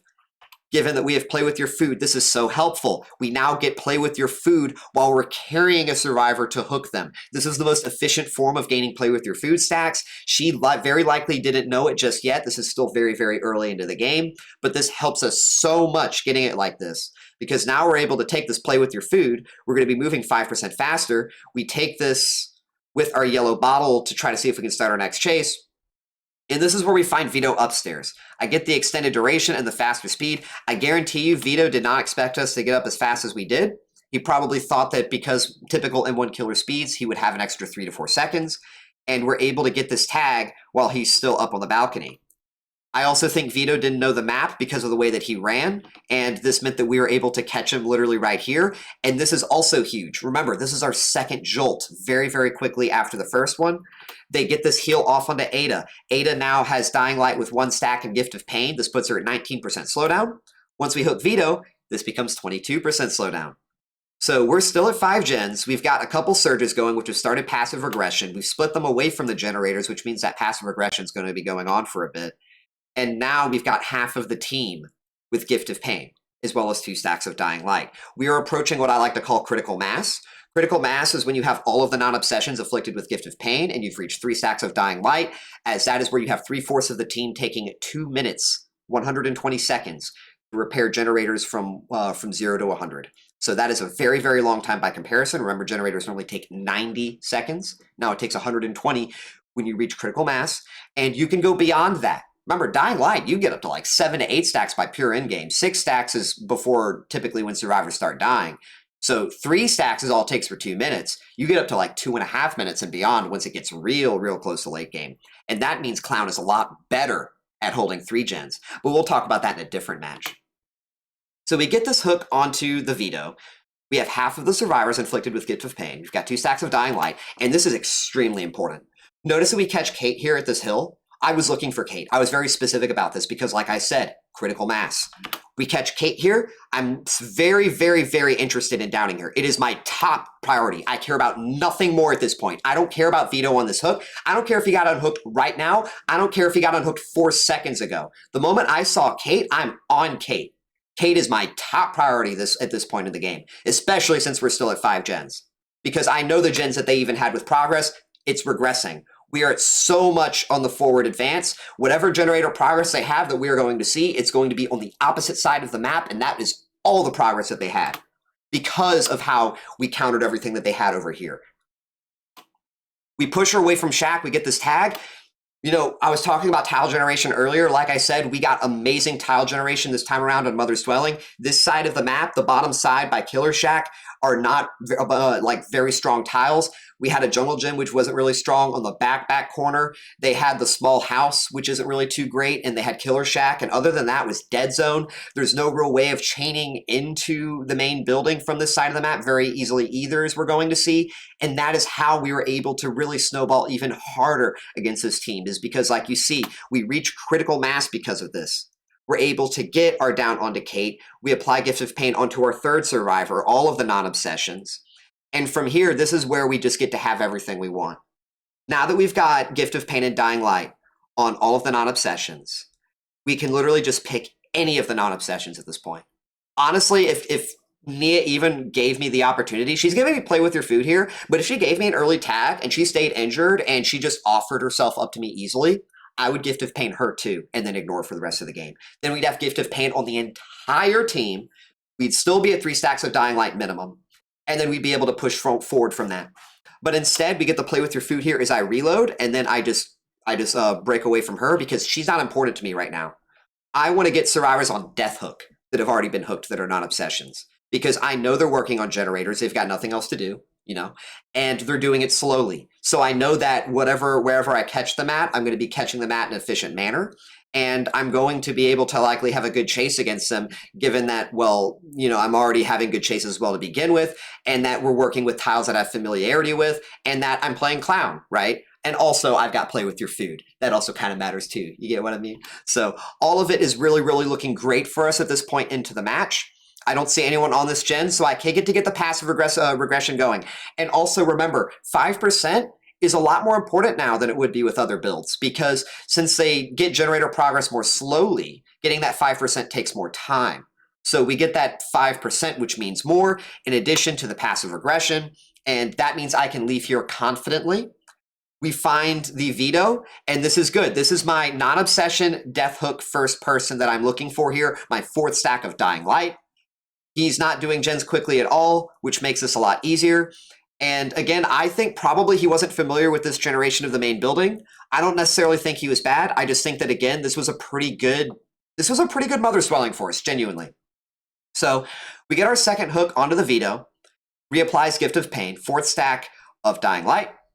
And this is where we end up finding, I believe it was the Ada in main building, and same business. We're going to look to put her on Death Hook as well. We get the first injury, which takes off Gift of Pain, which means there's heavy emphasis on committing to this chase. This isn't a build where you get a tag on someone like this and you break chase. It's very important you commit to the chase. You got to get the down, and that's where this window became the most problematic, because I'm dealing with a window that is near uncounterable. Thankfully, we were able to goof something up. But if we weren't, then this would have really hurt us, because we would have removed Gift of Pain from Ada, and this would have given them significantly more generator efficiency. The proportionality would have increased in their favor, and it would have probably had an influence on them having a chance at winning the game. It wouldn't have necessarily meant that they would have won off of that alone, but it would have helped them a lot if I had to break chase because I couldn't get the down due to the absurdity and the strength of the window, right? Think about that. So going back here, we end up hooking the Ada. We hook her on this hill. This hill is so helpful. This is literally like one of the best hook places I could have ever gotten. And we get this chase with Kate. I want to get the regression going here because, like I said, this 5% instant matters a lot more at this point in the game. We've got 5 stacks of Dying Light. We know Kate has Gift of Pain on her. So even if we were to kick this and break chase and she were to come back, it's not going to be easy for her to undo that 5% and get anything going on that, you know, despite the fact that we didn't do anything to her, right? Like, we hardly pressured her besides pushing her into the Killer Shack. So this was worth it, me doing this. And so I get my reload because we had no bottles. I want to see what's going on at this generator, and there's nothing really I feel like I can capitalize on. If I saw any type of aura, I would have considered it, because I figured Kate would then be encouraged to go unhook. Kate would then heal her. It would take a long time, and I don't care what goes on at the hook. We talked about that with this build, right? I don't care what goes on at the hook. So if I've got something to do over here, I don't care what goes on at the hook. But the thing is, nothing's going on over here. So we break away from this tile. We return to Killer Shack in this gen, which works to our advantage. This was something I considered as a a consolation, excuse me. This was my consolation here. If we can't get a hit here and we can't find someone over there, we can rotate back to the side of the map. We can probably catch Kate at a disfavorable position where we can get a hit on her before she can preserve herself by making the Killer Shack pallet, and thus give us a much faster chase time than if I had committed to her earlier instead of breaking after kicking the generator and going to that side of the map. So we get my yellow, and this yellow, by the way, is why she doesn't make window. If I didn't have this yellow here, she makes window, and she likely makes pallet. She drops it, vaults inward, all types of jazz. Like, right, we don't get this hit otherwise. So the yellow is pivotal, and this pushes her away. Not only does it push her away, what happens again, gang? She's got really no real way of chaining into main. Now, I'll be honest, I didn't know this window was here, so this one this one pink that I put here was so important. It was probably the defining reason as to why she was forced into a medium vault, which let us get this hit. Because if she fast vaulted, we don't get the hit. I thought there was really like not too much else she could otherwise do. So I thought she was going to vault in probably even beforehand, and then we like maybe, I don't know, right? Like, but the fact is that we get this hit right here and we down her on this window. This is so good. We down her here. This jolts the gen back there. I believe it jolted main building. And it also cancels their heal. So pay attention to that. We get this hit here. It jolts. No, I don't think it jolted main. Main may not have progress at this point anymore now. It may have fully regressed and everything off of the surges and passive. But we get the hit here. We push Ada away and Veto off. And because we have hemorrhage and mangled, all of that time that was spent healing, remember that there's a 20% healing penalty from mangled. Remember that Veto has 16% slower healing because of Gift of Pain. And remember, he also has another 15% slower healing on top of that from Dying Light. So he has a 51% healing penalty for healing the Ada. And we interrupted that heal with the hemorrhage, which meant all of that progress got wiped just in the process of chasing the Kate. So we get that in addition to an extra Dying Light stack and Gift of Pain onto the Kate. This hook was so good for us. And I'll be honest, y'all, all it took to counter this was breakdown. If one survivor had breakdown that we hooked here, we couldn't use this hook, and we probably wouldn't have had a Scourge hook to complement, you know, like the build going forward, like momentum-wise with some of the previous hooks here, which meant we wouldn't have had Gift of Pain, we would have had only had Dying Light. So it's kind of funny to think about the influence that one perk could have had, right? But I digress. We get this hook here onto Kate. Kate now is on Death Hook. And I believe every survivor here but the Nia now is on Death Hook. We haven't hooked Nia at all, but we don't care about Nia. In fact, where's Nia been? Y'all notice that? I think Nia's figured the game plan partially out. I think Nia knows that her being around me is only hurting them.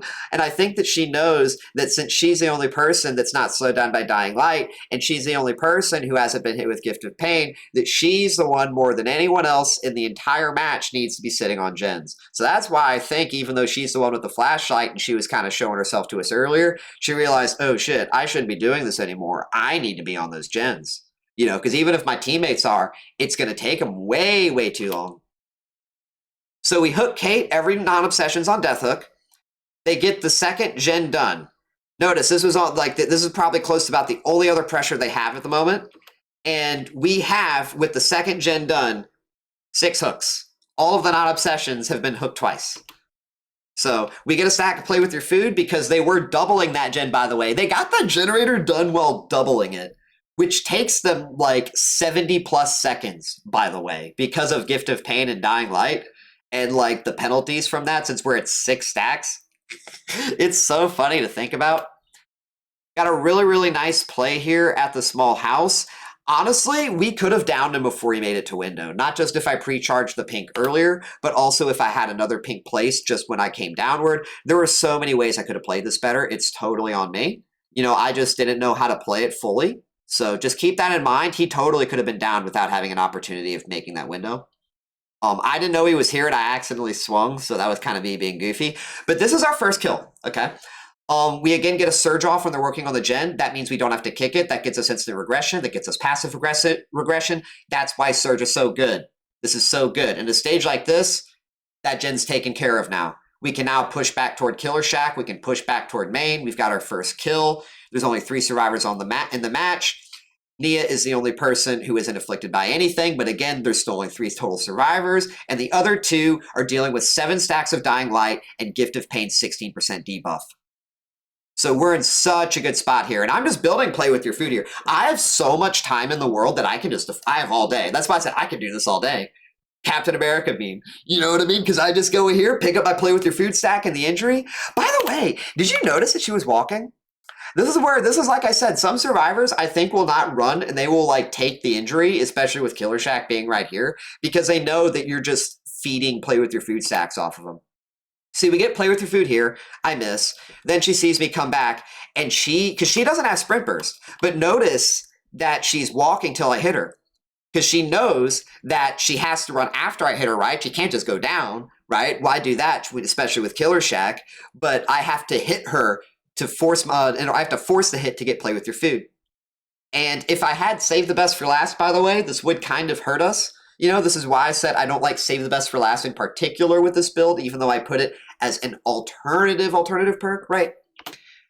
But we get the play with your food, we get the macro pressure from the injury, and I'm just looking for a pick. Like I said, I even said earlier, if Nia puts herself out of position, she can be the pick. I'll hook her, put Gift of Pain onto her, have Gift of Pain on every single survivor in the match, and then we've got so much time in the world to play off of that. All of the other survivors are just slowed to hell. So I can wait till I find Ada and Kate in a compromising position, and then I take them out of the game because they're both on Death Hook. We find Ada by Hill, and this is the pick I wanted. This is going to be our second kill because Ada's on Death Hook. I get the hit and I'm also able to deny her from main building. Like I said, denying survivors from main building is so important, especially with the tile generation that we got. So hitting her where we did and pushing her away from main was great. This got me really confident into thinking that we down her before she gets to main and that this chase won't take very long and it's going to be extremely efficient for me. Except I miss both my lunges because I'm a boomer and then I just start shrieking like a banshee. But going forward from that, notice how I don't reload just yet because it's so important that I lock her in this corner. I keep her away from that main building. I get my reload off. I push her back behind the tile, and that's fine with me. She attempts to tile chain, which is smart. She probably thought I was about to double back and that there would be a break of line of sight and she'd have that opportunity. But at the end of the day, I think ultimately she just recognized that she was kind of screwed. She really had nothing going for her, and that's fine. Sometimes that happens, right? She played it to the best of her ability. I think this Ada was very, very good at the game. Genuinely, give her real compliments. But this is our second kill. This is our 8th stack of Dying Light. And with 3 generators left, by the way, I just realized I've been playing this, I think, off of the, not the best FOV. Oh my gosh, sorry about that, y'all. Oh man, and with that being the second kill here, that basically secured for us the game. I mean, you really can't come back from 3 gens with 2 survivors dead. Sorry, y'all, some technical difficulties. Yeah, you can't really come back from 2 survivors dead at 3 gens. So we wanted to get the kick onto the Killer Shack pallet. We figured get a stack of play with your food. At this point, the game is pretty much over, like I said, and we're just kind of playing out the end of the match, right? We can't just we can't literally end the match right now until we get our 3rd kill, play hash game at the bare minimum. So I'm either trying to get a pick onto Nia without wasting time, because I'm not going to lie, I just don't want him finishing all the gens. That's kind of what I'm doing here. And yeah, I figure I can catch Kate here, and she was pretty smart with the balance landing, but, you know, that's fine, right? I mean, I may have to break chase, but balance landing is gone, and I've got all the time in the world, you know? So we just get our chase going with Nia. I miss, but that's fine, because we still get play with your food anyways at some point. Hiding the red stain was so important, by the way. That's the only reason I think she messed up on the check spot, is she probably would have vaulted the window if we did it. She was probably expecting the red stain around the corner. And this is where we kind of get a little bit goofy. I didn't expect to actually vault what she did, which is pretty impressive, and we got caught on the rock too. But yeah, this is basically us just closing out the match, because once we get this down onto Nia, it's just about putting her on the hook on the hill. And then from that point, we either camp her out, we find Kate, get the 4K, which was what we did. You know, the match is just basically over once you get your 3rd hook in the situation with 2 other survivors are dead. You know, if you really, really force it, that way, right? But yeah, so we go ahead and we kick this gen, because I just didn't want him finishing it. And it was in the process of getting this reload and putting this next yellow proxying the hook that we found her in main. So I wanted to play for the 4K if I could. This yellow was because I was expecting her to trade. I was expecting her to take the slug. We know that she can't, she don't have any anti-tunnel, the Kate rather. And I actually figured she didn't have Unbreakable. I probably should have respected Unbreakable a bit more if I really wanted to 4K potentially, because if she, the Kate Unbreakable, then she probably could have gotten Hatch if she hid well enough. But yeah, we did some really, really cool stuff in the chase against the Nia. And the reason why I don't pick up Nia is because Nia could have had anti-tunnel. I specifically go back to hook Kate first because Kate is a kill. She's on death hook.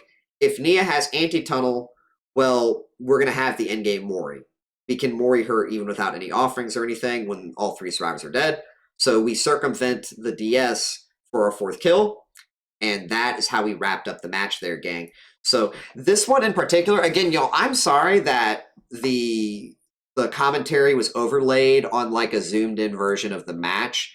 Hopefully, you know, there was enough really shown. If not, I'm gonna go back and obviously review it myself personally, but hopefully y'all don't find it too bothersome because the commentary, again, is very, I do unscripted commentary and I really, really think that I put things out probably in a uniquely better way than I would have if I went back. But yeah, this match, like I said, was a very straightforward way of winning with this build. We got very strong early game pressure. We rotated our hooks on the non-obsessions to avoid anti-tunnel perks. We got 3 stacks of Dying Light very early, in addition to Gift of Pain being on all 3 non-obsession survivors. So everything that I talked about you want to do with this build, we accomplished very early, which was how we shifted that balance, that proportionality, so much in our favor, so early into the game, resulting in them in finishing very few generators by the time that we killed all of them. You know, they only got 2 generators done. That's incredible with how we got our first hook, I believe, at 7 hooks. You know, our first kill came at 7 hooks because we got 2 hooks on each of the non-obsessions. That is just mind-blowing to me in the current meta as Clown. So that is our first match. I've got a couple more matches lined up for you guys. This one was a lot more stressful. It's going to be on Gideon, and we went up against a team that, I'll be honest, was very, very skilled, and I got kind of tilted. But at the same time, the fact that our build provides so much built-in and inherent slowdown, I was able to pull back the match in a way that otherwise would not have been possible and that I've never seen before. I think y'all are going to love this one probably a lot more than I enjoyed playing it. Oh, look at that run, Gideon. So Jolt is actually really good on this map. And we are not running Play With Your Food. I would actually really have liked Play With Your Food, especially on this. But I am still very much so curious and confident in our setup. I'm gonna be back here, I think. There's one. That is a stable, possibly Obsession.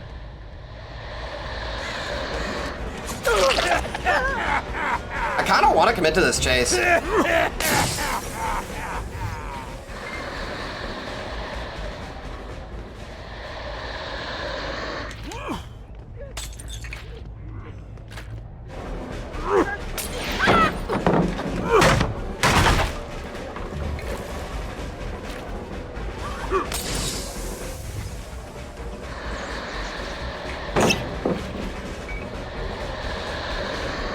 Oh, she overcommitted.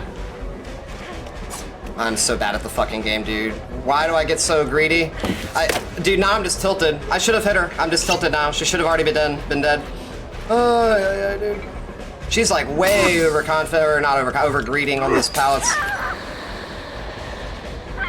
He's not gonna vault, she is.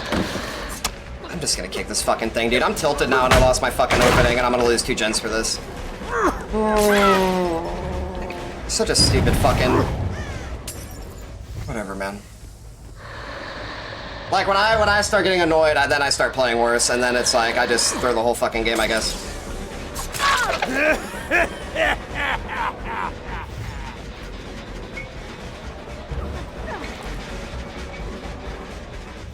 Just need one little instant. Yeah, 2 gens. Probably 3 gens at this point.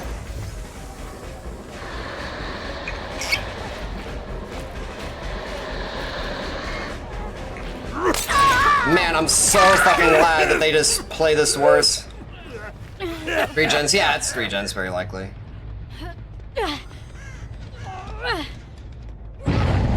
First stack of Dying Light already moved.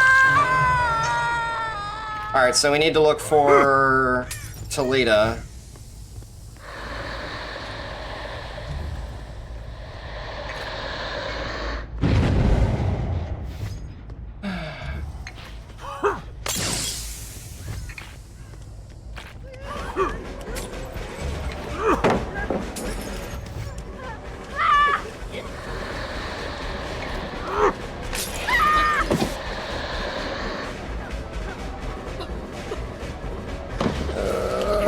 Dude, I'm just so tilted, man. I should be getting these hits in.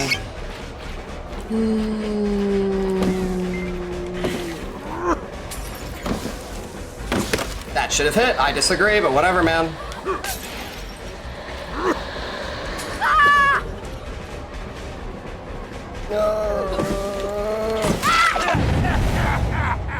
This is the obsession.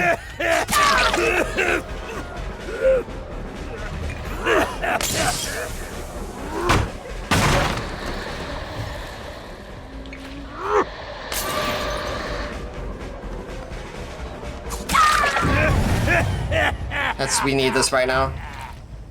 There's no way to actually get this pickup.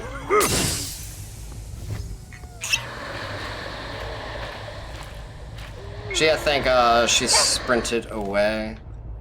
I think that's other Sable, and I think that might be why they're staying injured. They're gonna probably get this pickup, which is... We'll just go for them next, possibly. It's another pain res, which is good. Genuinely can't tell based on scratch marks who's going where. Wait till she touches. Amazing. Oh my gosh. Got the pallet too. Gift of pain onto her. They're gonna unhook now. I'm just gonna... Crazy, dude. Whatever. That's the only reason that hook would have been worth, by the way, is for... What's it called? She is the last piece of the puzzle, but she's got fucking 3 different gens. Or 4 different pallets, by the way. Literally 3 to 4 different pallets right there.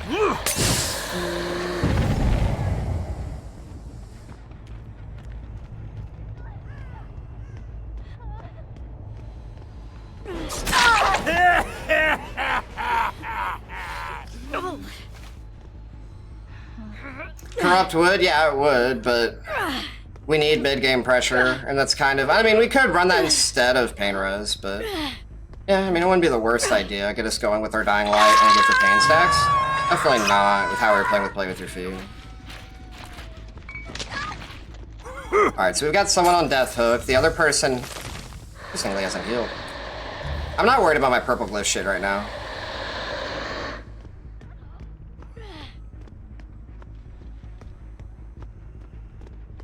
What are they doing right now?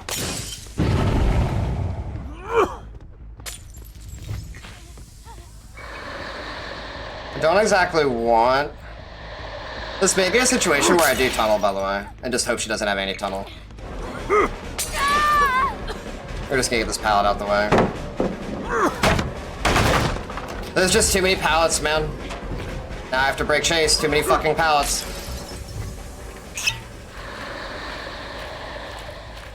She's not on gens at least, so we're gonna kind of ignore that. Remember, we do have her Gift of Pain, right?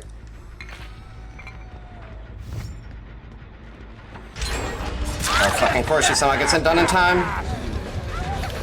Even with 3 stacks of Dying Light.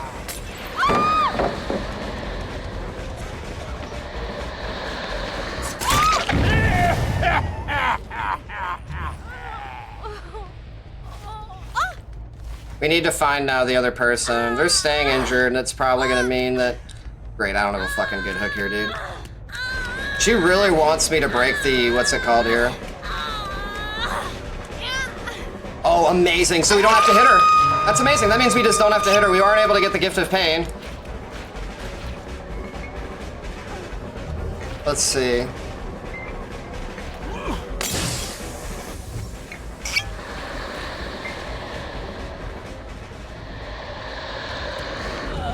Checking the... They're just up there on that last fucking gen, dude. Gideon is so fucking lovely, dude. It's just fucking... Oh, God. What are we doing?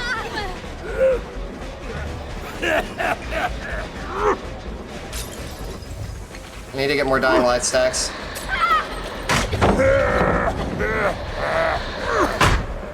We at least get this pallet out the way for the 3-gen setup. She's still injured. She will go ahead and drop.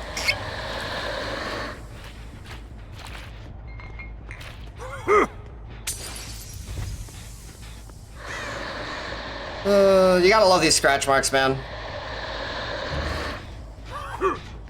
Just pre-run to four pallets. Excuse me, it's now down to 3. They've still got 3 of them, my bad.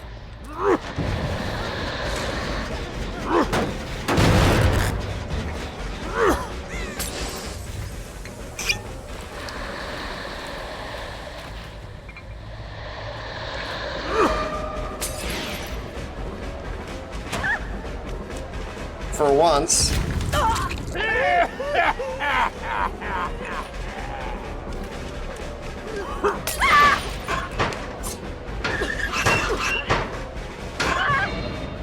Okay. Nice, minus percent, 10%. Gift of pain / pain res. Have we pain res her yet? I think we have. Still a stack of dying light, which I desperately need right now.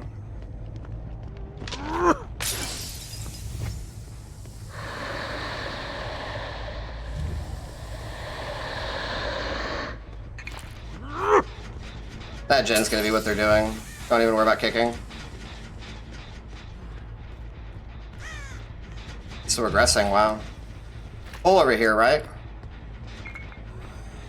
I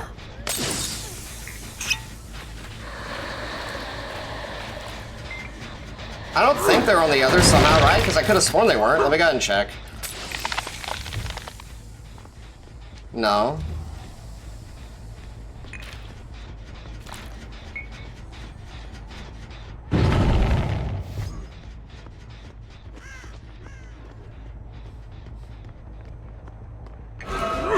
I want to get this pallet out the way. Great chase. She is still a pain res. Am I going the wrong way? I thought I was going the right way. But she's injured. She's gift of pain though.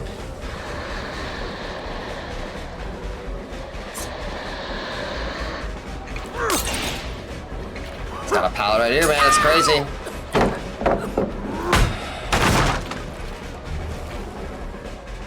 She's still gift of pain, I think, right?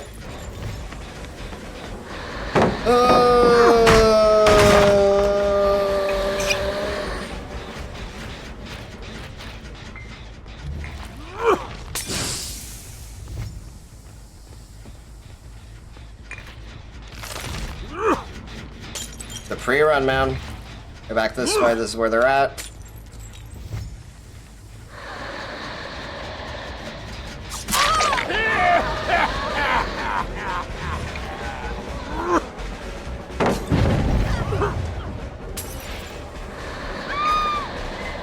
I misplaced my fucking bottles, man. Ooh, hold on.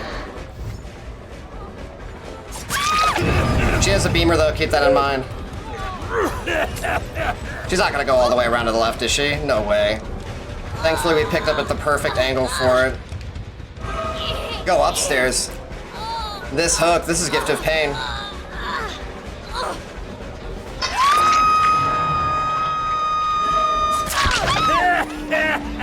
She has to go. If she doesn't drop down, then she gives me pain res.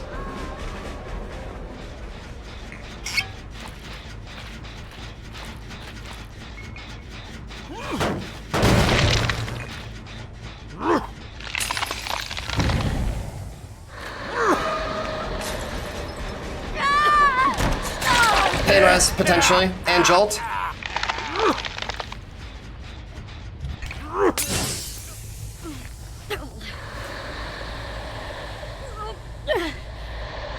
Dude, can I make this? I have to make this.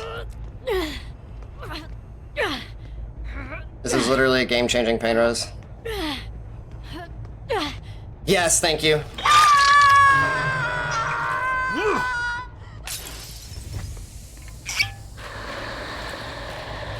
6 stacks.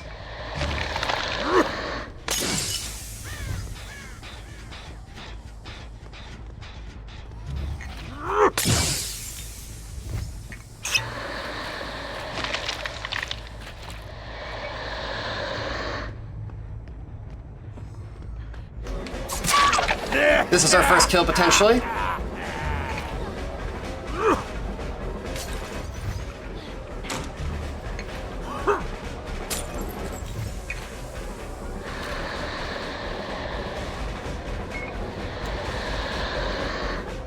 There's no way she has a pallet right here. What is this dog shit game design, man? There's no way, dude. And she's got another fucking one right over there. There's no way they somehow have enough time to finish this. She dies? Okay, holy shit. That does get rid, though, of our dying light. That is gonna make the gens a lot faster for him, so we need to hurry up. Oh, I needed that yellow to be just like that.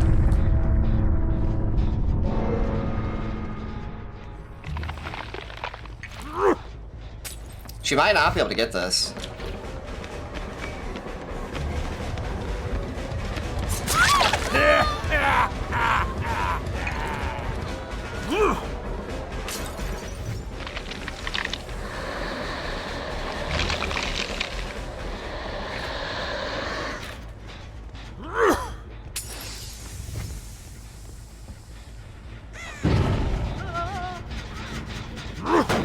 That is Toledo. She is Gift of Pain, by the way.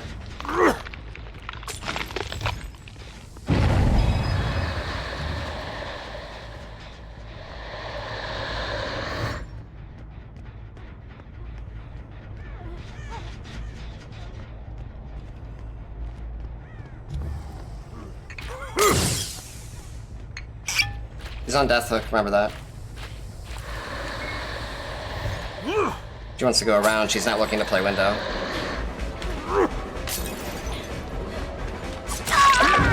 Minus 8%, that's all I needed.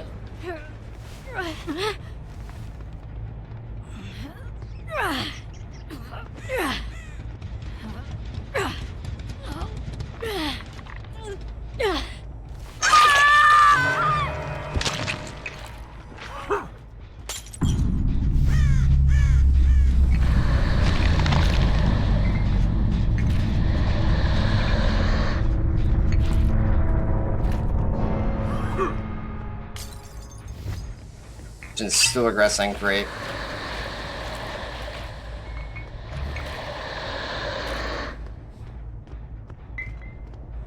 We go check upstairs again.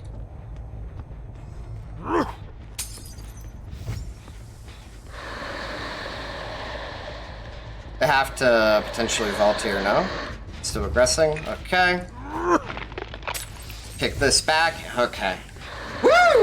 Oh shit. Oh, is it fully blocked? No way. Yo, it's fully blocked by us, y'all. Look at that.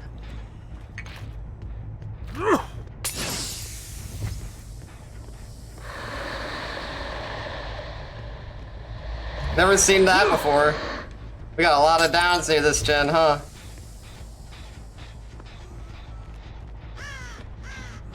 Oh, are you just not playing the game now? Yo, I think we upset him. We upset him with our 3-gen playstyle.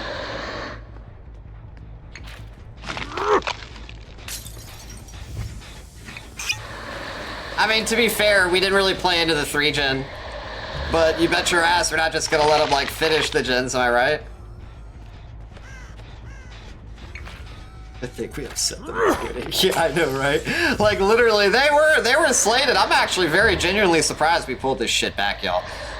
This build, if there's anything that shows that this build is really fucking good, this is definitely it. The fact that we've got them literally molding to where they don't even want to fucking play the game out. Because the thing is, Toledo, even though there's no dying light, she still does gens at an atrocious speed now.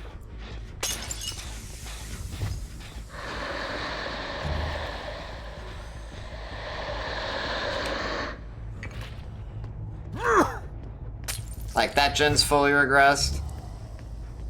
I mean, the thing is, yo, I'm just gonna cut all this out, you know what I mean? Like, we'll just end up like... Oh, there they are.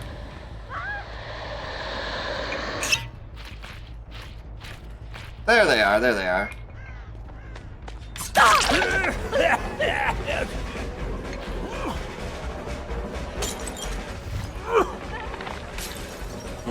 That's a harder setup than you'd think.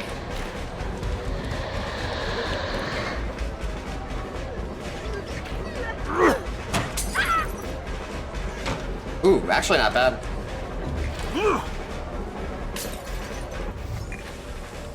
She's slow vault. How? Dude, the scratch marks are so bad, I thought she was still looping.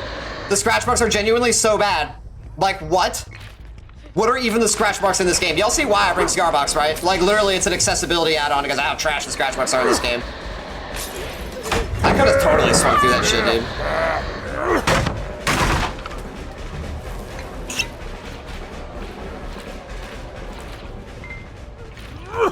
Like, this is the fucking most atrocious fucking, like, map design I've ever fucking seen. I should have hit that, but I got caught on the wall. Lovely. Gotta love auto-aim.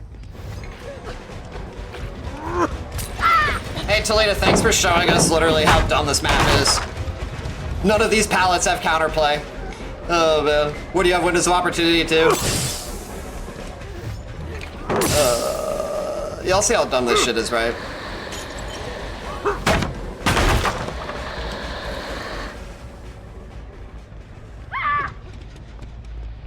There's no way she somehow makes it to something here.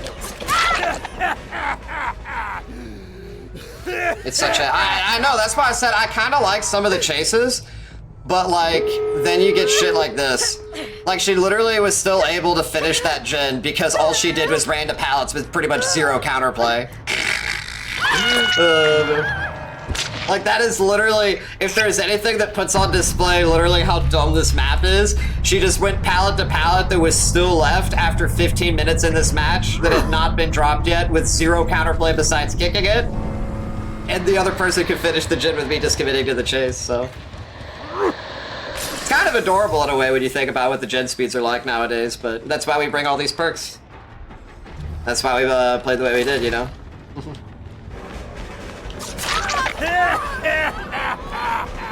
Curious, do you think she has a brainy part? She's totally not our gamer, dude. No? GG's. Gens took 90 seconds and not 100. When did gens take 100 seconds? Weren't they 80? I don't think gens were ever 100 seconds. It used to be 80.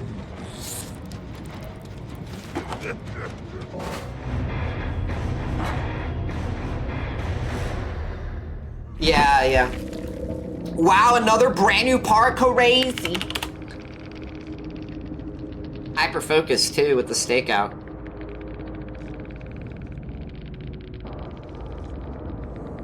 So when it comes to Gideon, I find the map can be very hit or miss. Yeah, it has some verticality advantage when it comes to map mobility for Clown, since he can transition from the top floor to the bottom floor much easier than he could if he were on a larger horizontal map, right? Like Ormond, etc., where he has to spend that whole time walking across the map just to initiate a chase with survivors. You know, that verticality can help, but the problem with Gideon is the pallet density. There's just too many pallets. And the thing is, it's not even about the sheer quantity of the pallets themselves. It's how strong they are. You know, that's why I started to get, like, partially why I got annoyed as well, was that I knew that it was going to be an uphill match if I was missing the hits that I needed at the pallets, which had counterplay, because it was then going to chain into the pallets without counterplay, which basically would put me in a lose-lose situation. And yeah, you know, about the whole, like, frustration and tilting, you know, gang, like, a lot of times, for those that don't know, I hold myself very accountable to my own play. I know what I'm capable of and what I'm not. And so when I come short, you know, maybe I'm a little bit harder on myself than I should be. I'll go ahead and say that, right? But that's what it's all about. I'm hard on myself, and I was very tilted and frustrated with myself because I knew I could do better. I knew I needed to do better. I knew the fact that I wasn't doing better was putting me far behind. I didn't want to lose a match that I knew I could have won had I played better when I knew that I had the ability of playing better. It's not that I wasn't there yet. I was there, but I was misplaying, right? I don't know. That may sound dumb to a lot of people, but yeah, that got me kind of tilted because I have a very broad scope and very very encompassing, right? Like I know what Gideon's like, and I was very much expecting it to be a game where I probably would lose. I'll be honest, I didn't expect us to win this game. Going back to how before I've talked about how the mid to late game pressure of this build, being able to shift that momentum, it is so strong with this build that even I didn't expect us to win, which played into the tilt. But if you go back and watch, right, we were able to hold them at one generator remaining for 8 minutes. 8 minutes with every survivor alive. Like that is incredible. You think about how survivors are at their greatest efficiency when all survivors are alive.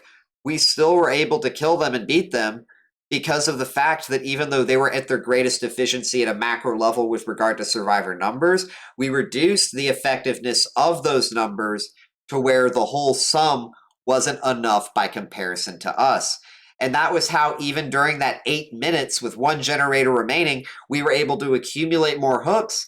And we were able to kill the survivors, like I said, win the match before they finished only one generator remaining. They had a survivor with a brand new part and a hyper-focused toolbox, but when you've got like 6 to 7 stacks of Dying Light or even 4 to 5 stacks and the Gift of Pain, you can't really do generators through that, especially when you've got surges incoming every 40 to 45 seconds, when you're being pushed off the generators themselves, you've got the passive regression. And that just played so much into our favor, especially when you consider that even though we were so far behind with how our build operates, we still didn't play into desperation of tunneling. A lot of people, and a friend of mine I watched play this exact same build, well, rather similar, didn't have the pain res, right? And we'll even get into that, the choice to run pain res. And a lot of people, when they fall a little bit behind in their early game running this build, they feel that desperation to tunnel. And when you eat one of the 3 DSs here, not only are you shifting the obsession because of DS, and you are making it to where you can't really tunnel out that person that you wanted to begin with because you're going to remove Dying Light, right? You're going to hurt yourself more for that. But you're just wasting your time because of the DS, and you're giving them the macro advantage by doing so. It's really just not good to tunnel at any point with this build, and that's not even, again, factoring in how much it hurts you if you do and you hit the DS. Like choosing to tunnel is such a gamble with this build that I never advise it. And the fact that, again, like I said, we held out 8 minutes without like worrying about it as well was so good for us. It basically made it a wasted perk slot. And we not only because we didn't want it, but because we didn't give them the value from it, right? So that is really what it was about, being able to hold one generator on a map like this with a pallet density like this. It's just the proportionality. So again, we're going to do the same thing I did with the last video, except this time I'm also going to, the last match, except I'm also going to remember to resize the picture for the post frame-by-frame analysis. So sorry about on that last one, gang. So as we're loading into Gideon, we're spinning in. We got a spawn by an exit, which typically gives me a lot of ways I could look to find survivors. They could be on any one of these generators in front of us. I think I would consider this a good spawn. Cigar box would help us know how to cover ground quickly because we'll see them through the walls. We'll see them on the floors below us. So that's kind of what I'm playing into here. I don't see any survivors there, which means they have to probably be by bathroom. We see Sable right there, but the reason why I don't commit to Sable is because I feel like even though Sable's not on generators, since we haven't seen any of the other survivors just yet, they likely are. And what do you know? We find 2 survivors working on a generator at once. Committing to the Sable would have likely cost us a generator first chase, even though we would have had, probably it could have been a faster chase, right? It could have been, or it could have not have been. Right? Remember, we're also on Gideon. Gideon has 18 million safe pallets, so it likely would not have been. So given that we didn't get an injury before she even went up the staircase, I don't think it was worth my time. Getting this catch here was a whole lot better. And this is such a free, this is so good. This is actually really good, getting an injury like this. Now, the pallets here aren't good, but I figure maybe we get one of these pallets out the way. If we don't get the pallet out the way, then maybe we hit her before she gets to another pallet, right? Except I make some misplays here. Safe pallet right here at the same time. I don't really think there was too much I could have done to stop her here. Getting the pink here, though, is very good for the tile chain itself. But again, right, you know, another pallet as well. This pallet was playable. I should have hit her. On this rotation, she should have died here. This was me panicking a bit because I just wasn't really... I should have hit her either on the vault or as we rotated around it. So this was me getting tilted off of that. And yeah, I think it was probably a point in the stream, by the way, where I had some rough matches. Well, not really rough matches because, you know, we did win every game with this build. But like, long story, gang, when it comes to some matches and survivors, you know what I mean? But yeah, we end up getting this rotation here without any hits, and I just get even more tilted. So finally just kick the pallet because I know that if I don't kick this pallet, I'm going to lose the game. Sometimes you do got to know when to kick the pallets, even when you're misplaying. It's like, yes, you can get the hit around the pallet, but you need to ask yourself, are you going for practice or are you trying to win the game? Since I was trying to win the game, I kick the pallet. I take my health state because my health state isn't a gift of pain. It's not like we're breaking chase and taking off gift of pain from a survivor who's been previously hooked. Talita hasn't been hooked yet, so even though it sucks to waste this time without getting a hook yet and breaking chase, I'm breaking chase because it's Gideon, and I'm going to be wasting my time at this point if I don't get a hook and I commit to chasing her on Gideon, and I just have to find someone else. So I look for Sable. Sable also gives me a free tag. This is amazing.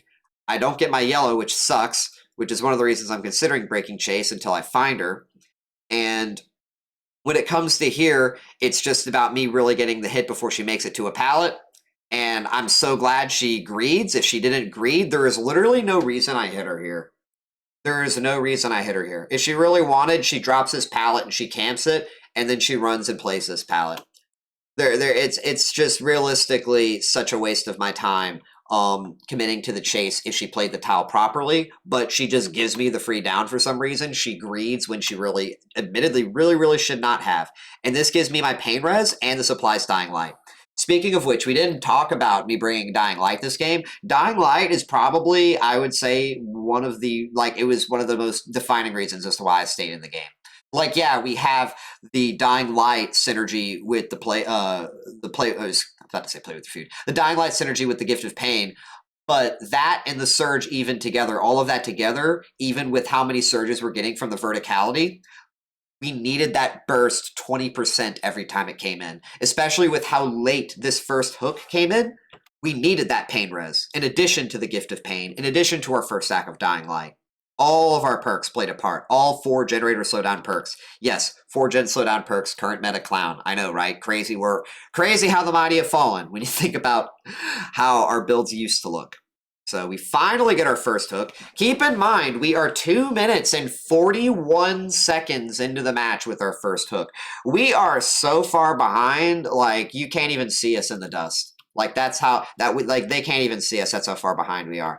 And with Talita being injured and at this tile, I need her down now with how far behind we are, and she is at such an opportunistic position for it, especially with how many times I've gotten hits at this tile pre-drop. There is no excuse for her not dying here soon. The fact that I don't get the hit, she died there. If I had more confidence, and I didn't have confidence in this chase. By the way, hey, hello, welcome with the follow. If I had more confidence in this chase, she died on this pallet. It's just that, like, right there. It's just that I was just so tilted. I was so frustrated. I was playing against myself. This sometimes happens with me, right? I'm a human being, right? But just to put on display what it looks like, you have to sometimes have confidence to commit to your plays and to commit to your micro, because if you don't, you're missing opportunities. She should have died here. This is, again, a misplay on my part. I made the misplay. I made the mistake, but she should have died right there.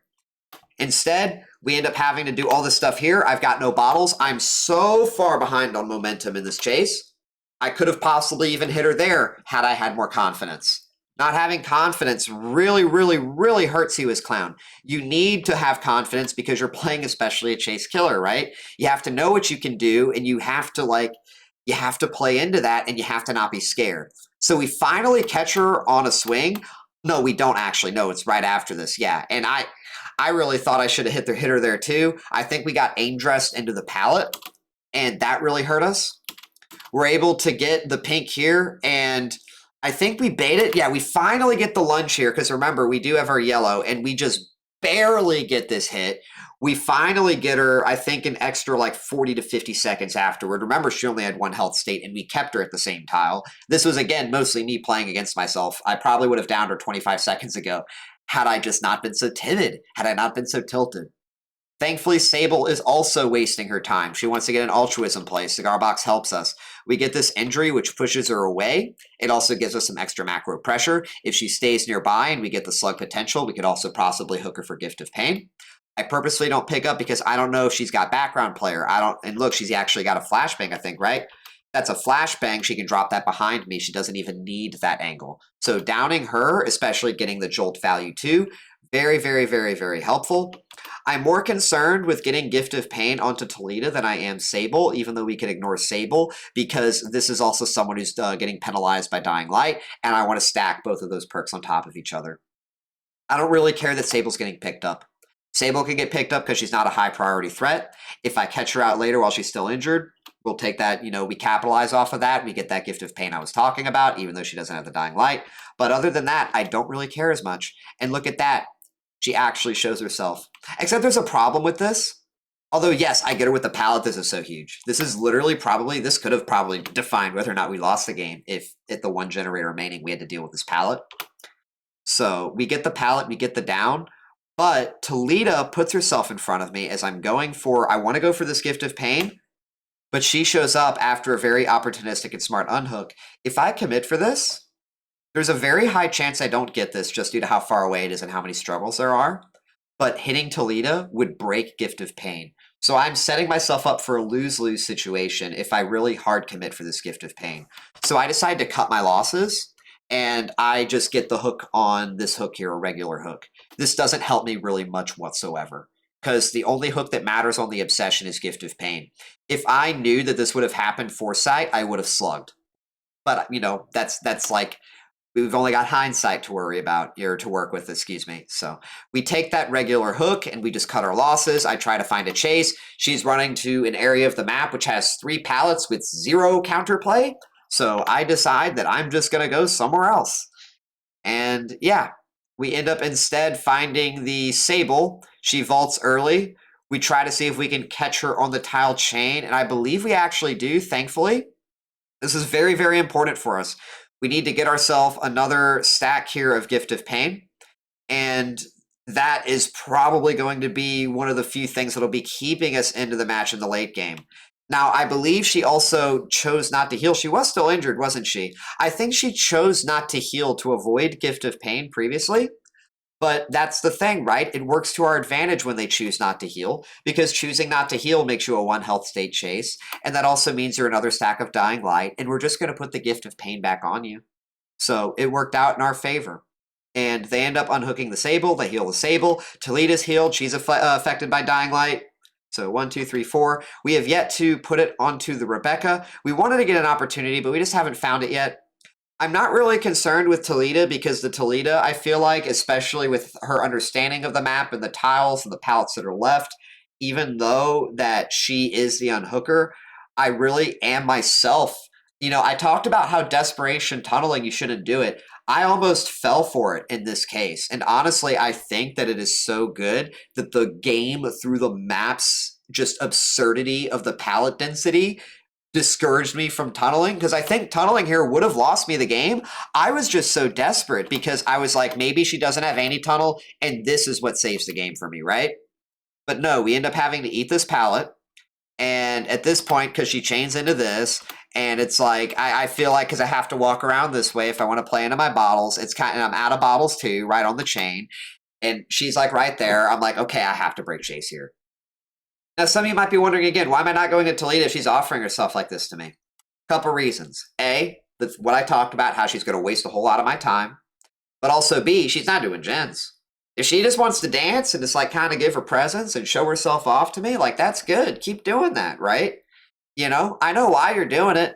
Because you want me to hit you and possibly break chase, remove your Gift of Pain. It's that way you can sit on gens better, right? So that's why I'm not doing it. So I'm not able to get the hit on Disable. I kick one of the pallets, right?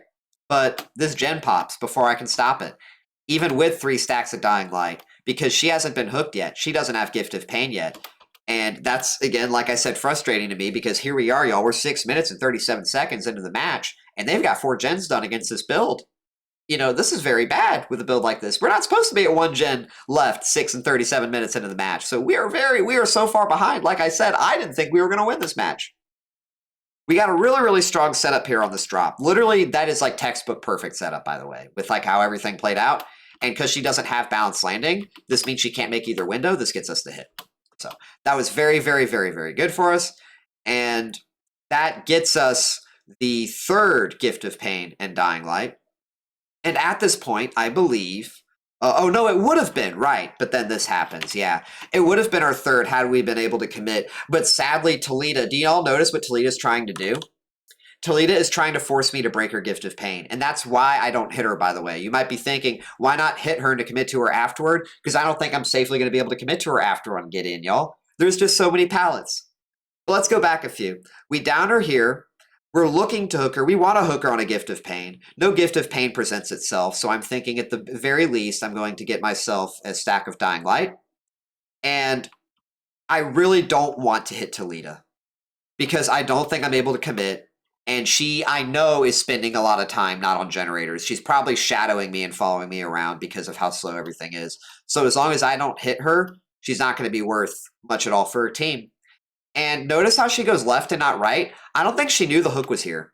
And that helps out so much. I think if she knew the hook was here when we were carrying, right? If she went right instead of left, we have to hit her to get the hook. And that breaks Gift of Pain. That incentivizes me committing to her and chase. That's not good. So we were able to push her away from the tile. Again, she's trying to waste my time, but she's also still not working on gens. I get my reload and my proxy. She does. Ooh, notice she cancels the reload. Or excuse me, the unhook. Do you know why she does that, I think? I think she knows that if I get the hit, I very likely trade or I down her at this tile. She likely doesn't have the opportunity to chain. She is going to get then hooked. I don't think we've hooked her but once. We'd be resetting the Dying Light Gift of Pain. And resetting the Dying Light and Gift of Pain in this point in the match doesn't really help them at all. In fact, it hurts them significantly. We've still got Gift of Pain and Dying Light active on Sable and Talita. We don't have it on Gift of Pain on the Sable. The other Sable, excuse me, the Obsession. And the Rebecca, we sadly were not able to get to a Scourge Hook for her either.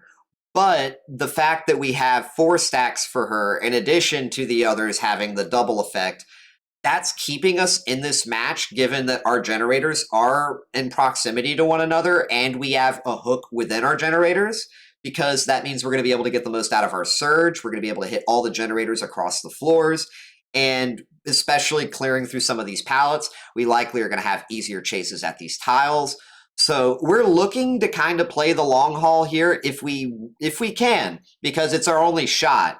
And other than that, I mean, there's really no other way we'd come back from this. We can't really hard commit to chases. It would go beyond where we have our pressure and everything, especially with the slowdown that we have applied, because they'll just get the gens done anyways. You know, we're going to see later on how many pallets that Talita can chew through us as they finish a generator. But yeah, we end up getting this hook here. Talita decides not to take the trade, which is good for them. They don't increase Dying Light. They don't reset the Gift of Pain. And I realize I have to leave the hook and I have to go toward this gen. Because the thing about this build is that it does give you that security and everything to where you can feel comfortable not worrying about what goes on at the hook. But that typically only really comes into play with Gift of Pain. I'm not really happy about leaving Rebecca on a regular hook and her getting healed. However, the fact that if it's Talita doing it and she's going to be slowed by 28% on that heal from both Dying Light and Gift of Pain, it does, remember, affect healing speeds. I feel like that's going to at least give me something because I have to go to this gen. I have to. If I don't pressure this gen, the gen still gets done. So we play into the slowdown that we have, or would have had, right? Because this is the Obsession and she has nothing. And the fact that she especially has nothing slowing her down is even more of that reason as to why we have to go up here and we can't proxy the hook as hard. We have to push her away from here. And I don't think she expects me to hard commit like this. I think she expects me to like play 50-50 on the vault and then she wastes more of my time. But I just full send it. I get the hit, she drops, and I don't commit to this. because she's the obsession. She's got nothing going for her negatively. There's really no reason beyond just playing into the macro pressure from the injury. Like, that's our best bet, especially since we would have to commit to the chase full stop by dropping down the pipe. We can't defend the generator. We even saw someone down the stairs behind this wall. We have every reason not to commit to this chase. If this was someone on Death Hook, right? If it was the Sable, right? Then sure, possibly, maybe, right? If it was the Rebecca and we could get a pain res into the Gift of Pain, even though she had only been hooked once, this would be all of a reason to commit to that chase. But we have no reason to commit to this Obsession Sable. So we break chase. We've got two other survivors that are injured. We've got the injured Sable. We've got the injured Rebecca. Rebecca is the least interesting target, or the least valuable target, because she did just get unhooked. She could have anti-tunnel. I believe she actually did.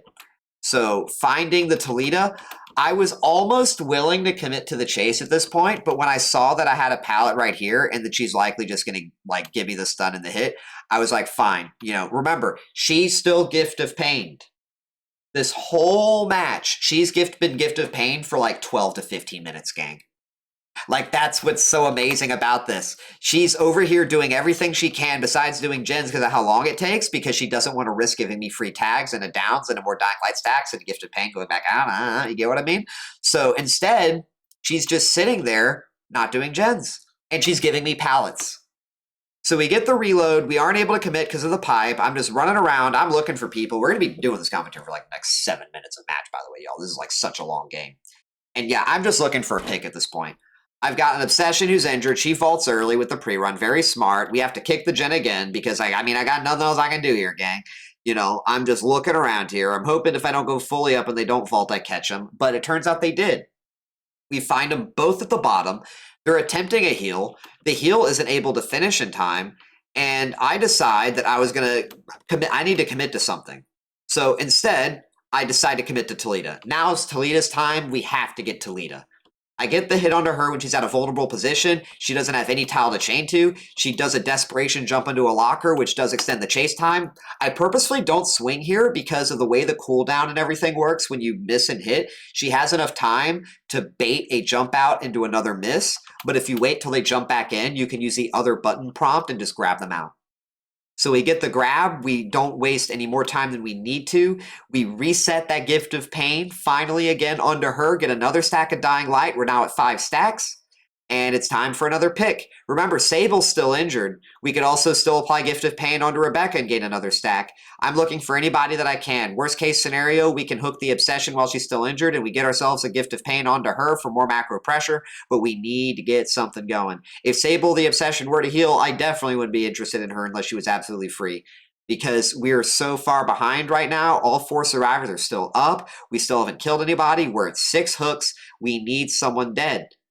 All it takes is these survivors grouping up and me having a bad series of chases into pallets which have 0 counterplay, and they finish this gen.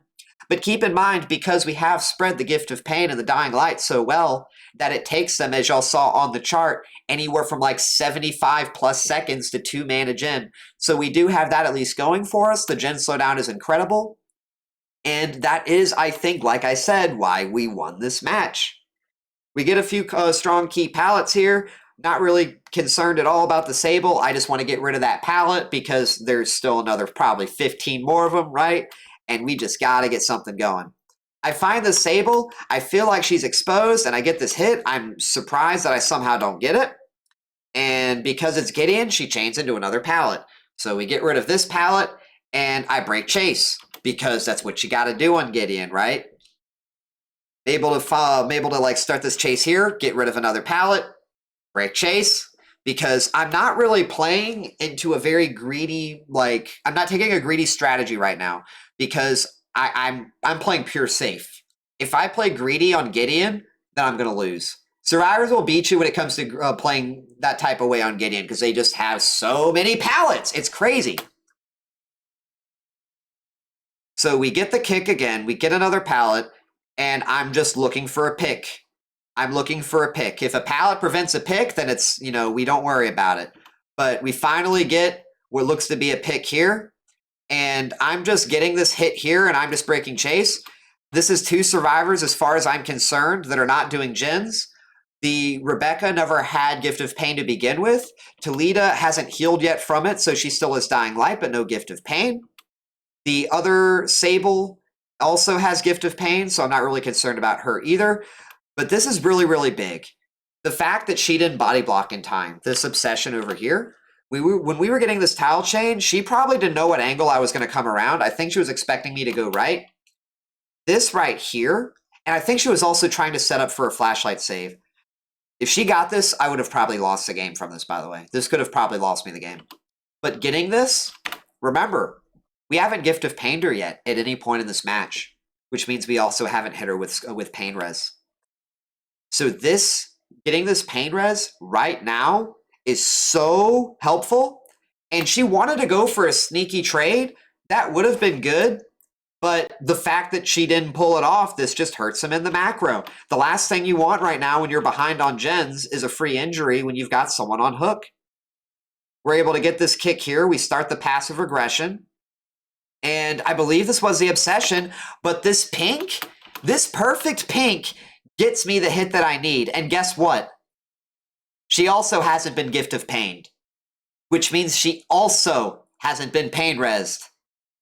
So getting this Pain Res after the other Pain Res, after we've gotten 6 stacks of Dying Light, and locking in the slowdown on Disable and not needing to worry about her at all, we have a shot. We can actually come back in this game. Remember, every survivor is now on Death Hook. This is an 8-hook game. We are currently 13 minutes into the match. It's been about 6 minutes without the last generator popping. We've held one gen is Clown for 3 minutes or for 6 minutes. And we finally get our final pick. This is the game-changing pick that we need. We find Sable. We get her hit out in the open. I figured she'd go Staircase. It's smart that she didn't. And we're just looking, y'all. We're just looking. And she has a strong pallet right here. I got really frustrated because I was like, I need this down. I need this down. So when I saw that she had another pallet, I was losing my mind here, gang. How are there so many pallets on this map, you know? So we end up having to break chase because of that pallet. We end up removing Gift of Pain onto the Sable, which especially is part of why I was freaking out here. And I'm scared that I'm probably not going to pull back at least the win. You know, I could get the 2K here, worst case scenario, but I want the win, gang. I want at least the 3K. So we end up breaking chase onto Sable. She loses Gift of Pain. We catch Rebecca. I get a hit. And that ends up also removing Gift of Pain. I'm now down Gift of Pain on 2 of the survivors. I believe I'm near the instant regression cap onto that generator in the center. And at this point, I'm very much, while I can win, it's so tight. We're really down to the wire here because I have to catch these survivors while they're injured for my best shot at winning. And I have to get a first 1 health state chase because if I give them an opportunity to have a 2 health state chase with the pallets that are still left on this map, I still can lose the game. I still at best can just tie. I can only 2K, right? If we're trying to win, then that's how tight things are when it comes to winning. And thankfully, she just greeds here. She had, I believe, did she have this pallet here? I believe she did. If she didn't greed this pallet, then we probably, I don't know about, no, we kicked the pallet here. There was no pallet here, right? So yeah, we end up locking her in at this corner. Although we have to reload, she's got no real way of escaping and chaining from the tile. And this basically forces her into a dead zone. We already dealt with these pallets. She's got nothing left at this point. Remember, we are literally 15 minutes into the match. So she's just out of everything, finally. Finally, after 15 minutes. And that's our second kill. And they still have not finished the last gen. We're 15 minutes. Remember, 6.5 minutes is when they finished 4 gens. We've managed to stall out for another 7 minutes. 2 survivors are dead. All we need to do at this point, if we want the minimum 3K win condition, right? We just need to find a survivor, down them, hook them, camp them. That's all we got to do, even if they finish the last generator. And yeah, I'm just playing patiently at this point. I think the survivors were kind of starting to meme or troll at this point. Because like, based on what they were like kind of joking about in in-game chat. So like, because I think they knew they were 3-gen, but I think part of why they, they did also start taking it seriously again later is because, they did kind of, they they respected the game of the clown game. You know what I mean? Clown's at a rough spot. A lot of really good survivors know that. So eventually, after just patrolling the generators for multiple minutes at a time, we finally get a catch of where they're at. I believe it shows up within seconds here of this patrol. I'm about to fast forward it in here for you guys. Let's see if it's not off this one cigar box here. I'll go ahead and... Yeah, we're just, like I said, we finally get him. We finally get him. We get a tag onto the Toledo. Remember, Toledo is on death hook, so we just want to get this kill here if we want to actually get that 3K. But it's Gideon, gang. So she played this very smart doubling back, and she somehow, even with the double... Oh, right, because scratch marks are so scuffed, I thought she was still playing this tile. Like, look at this, y'all. Look at this. Like, look at this. Look at this. Like, you barely have an opportunity to see scratch marks there. I thought literally she was still playing the tile. Like, look at... You know what I mean? So it's like, I literally got scuffed by the scratch marks. She should have died here. This should have, like... Honestly, I think I should have, if the scratch marks weren't so scuffed, I would have downed him with 1 gen left, you know? But yeah, she's got a pallet right here. And after this pallet, guess what? We've got another pallet coming right up here. And I thought the pallet was initially over there, so I'm playing in the momentum of that. I wanted to see if I could push her to vault into the pallet and lock her in. But no, instead she's able to chain that pallet into this pallet because we're on Gideon. And then from this pallet, I believe we've got another pallet. Yeah, crazy stuff where we are 19 minutes into the match and we're still working through pallets that have 0 counterplay. Crazy stuff. But she finally goes down. We finally kill this Toledo right as the last gen pops. I think this is like the only game, by the way, I've played as of recent, like with this build, that I've actually had all gens pop. Like, normally we'll get them at the worst, like 1 gen left, but yes, they actually finished all gens, even though we did get the 3K, and we actually ended up catching her before she found Hatch. So, very, very, very close game. I genuinely really do mean it when I say any other build, I don't think we beat this team. I think they would have beaten us due to the proportionality difference. They would have just sat on the gens and destroyed me. A chase build would not have made this any easier because it's Gideon. The pallets don't have counterplay. And the stealth build would have been countered by comms. A build with more aura or information would have been countered by pre-running and the strong pallets, which have 0 counterplay. So specifically, the only reason I believe we held in and we were able to win this match was because we reduced that proportionality into our favor by slowing down their generator repair speeds. This was, again, like I said, one of the best matches I could probably put on display for you guys with the build.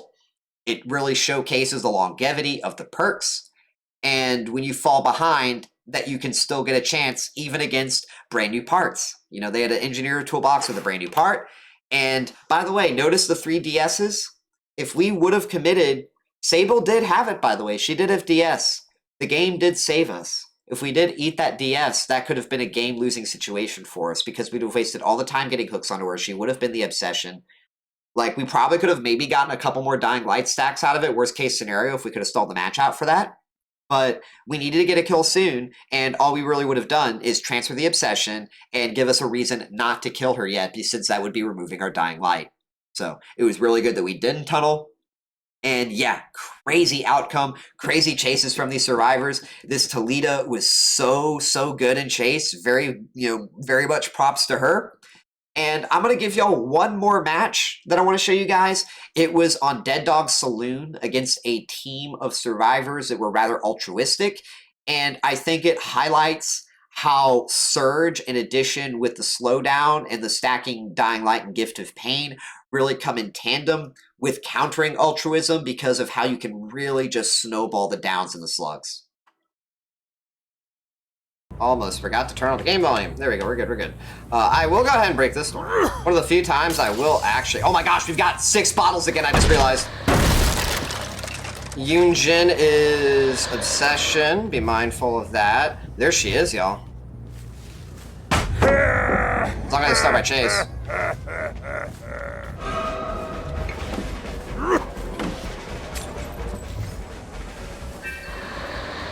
Can I capitalize off of that? I have a feeling probably not. I want to get another chase started with her.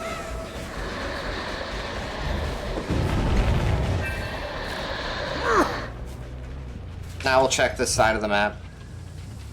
They're probably just rushing main first, which I'm kind of cool with. Oh my gosh, you really feel the difference in that movement speed when you don't have Smelly.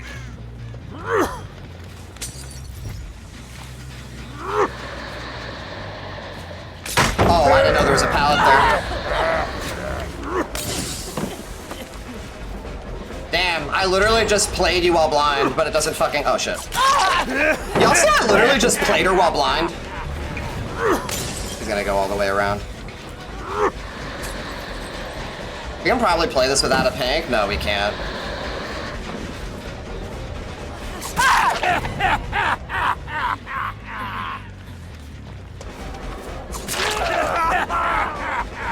Do I want to commit to this? Probably not. We just want to get the insurance that he's pushed away.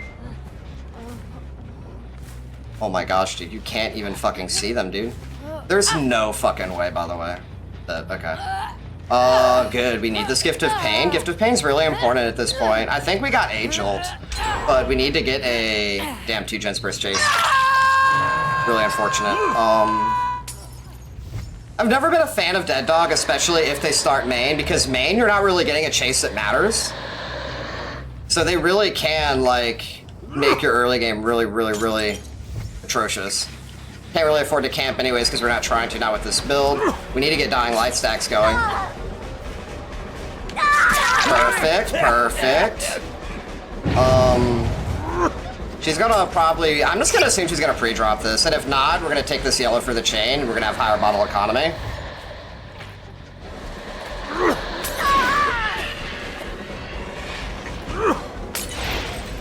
Y'all see, by the... This game is ass. This game is actually so ass. About to say why we run what we do, but it doesn't fucking matter, I guess. Alright, about to say. Holy shit, dude. Okay, we get our jolt that we need. We can at least carry to the hook. They did get that heal, which does suck, but it's partially fine, maybe. We need to... Okay. Flashbang and a... Alright.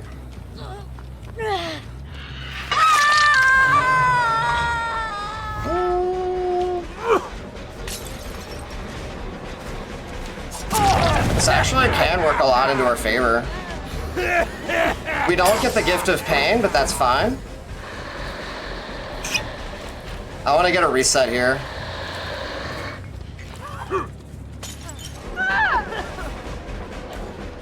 That should have hit. Bullshit. What, does she have resilience? Probably. That should have hit. We'll get that, though. I don't think he's here. I think he's been pushed far side. We're gonna go corner hook. Normally I would consider an aggressive hook. Probably I should, but I may be able to proxy this to get another Dying Light stack. Oh, she's on second, I just realized. That's really, really good. Okay, okay. We're gonna rotate back here.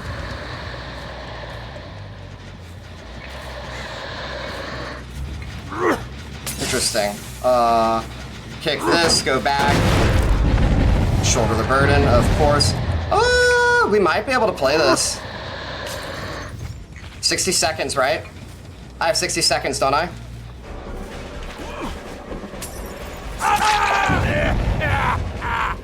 I'll go ahead and just kick this pallet. I could put him right here, but I almost kind of want to go corner. I'm gonna go corner, actually, because he's on death hook, isn't he? Yeah. This puts him on death hook. This is why we went for that corner hook, by the way. What's up, Morgana?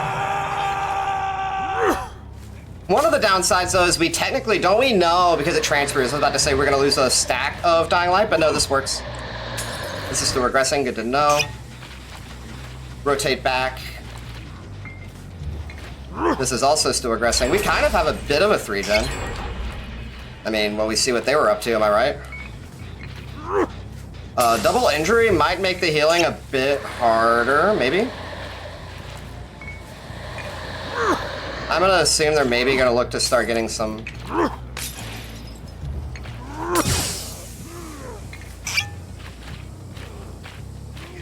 They just don't have anybody, I think, that can actually get the unhook safely. Did she just... No, different person. She is Obsession, but it's fine, in a way, because I just have to get this tunnel out going. No way, dude, I almost fucking got that. Do you think he's gonna have anti-tunnel? Probably. Put the pink on the other side? Ain't no way he just fucking runs around me. Okay, dude. She's on death hook. But she just goes main. Just hold W main, GG's, right? Holy shit, dude. Probably going back to this gen if I had to guess. No, it's still regressing fully. Okay. And she got picked up, of fucking course. I really fucking hate Dead Dog, dude. Actually, Dead Dog is not, like... I really think people just fucking poorly misrepresent how good this map they think is.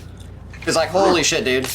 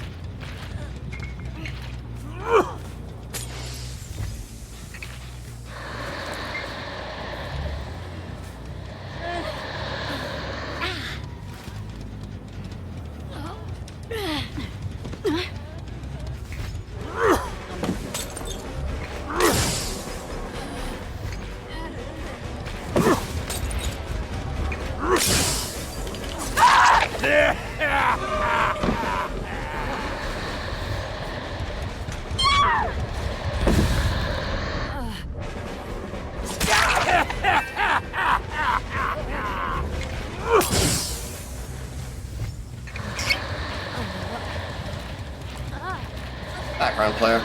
Only reason you'd be this close.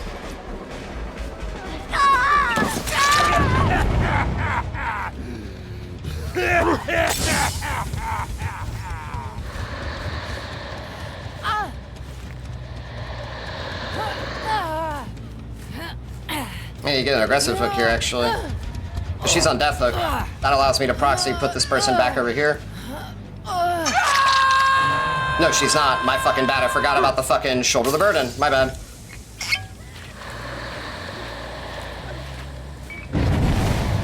Oh, they had someone come all the way back around here. He's technically on death hook, but he's got main.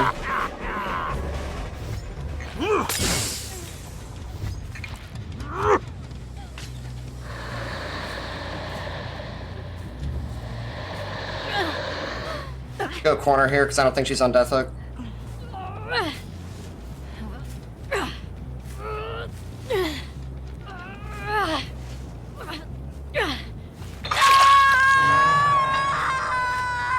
Honestly, dude.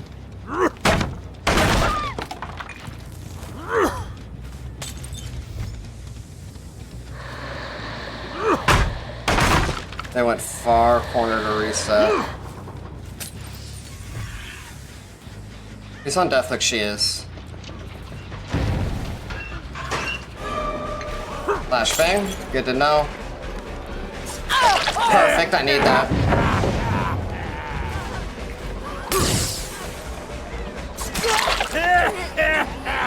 Remember, we're gonna get player through food here.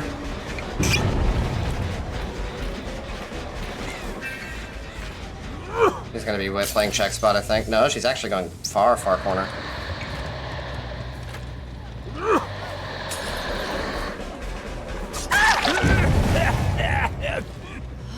I actually don't think she's nearby for this. Get the hook here. 7 stacks.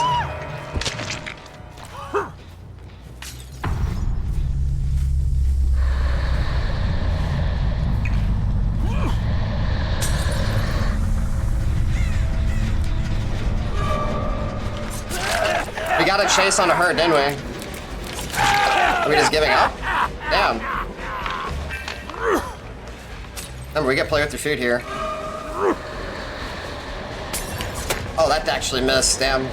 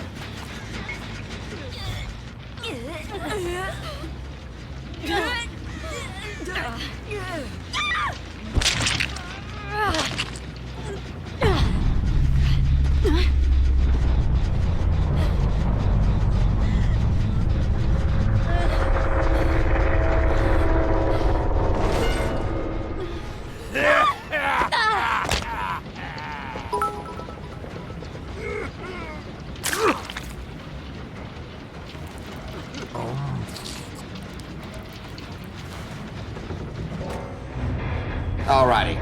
It was working most of the game, wasn't it? I'm pretty sure. Say GG.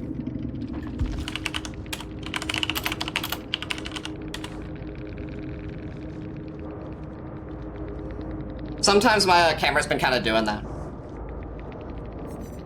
Holy crap, what a fucking crazy game, dude. Oh, fuck.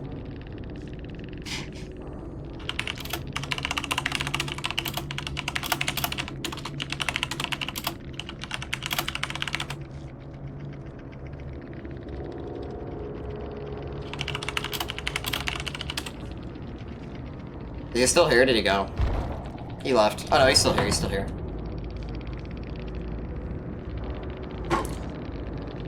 Because honestly, the jolt too, man.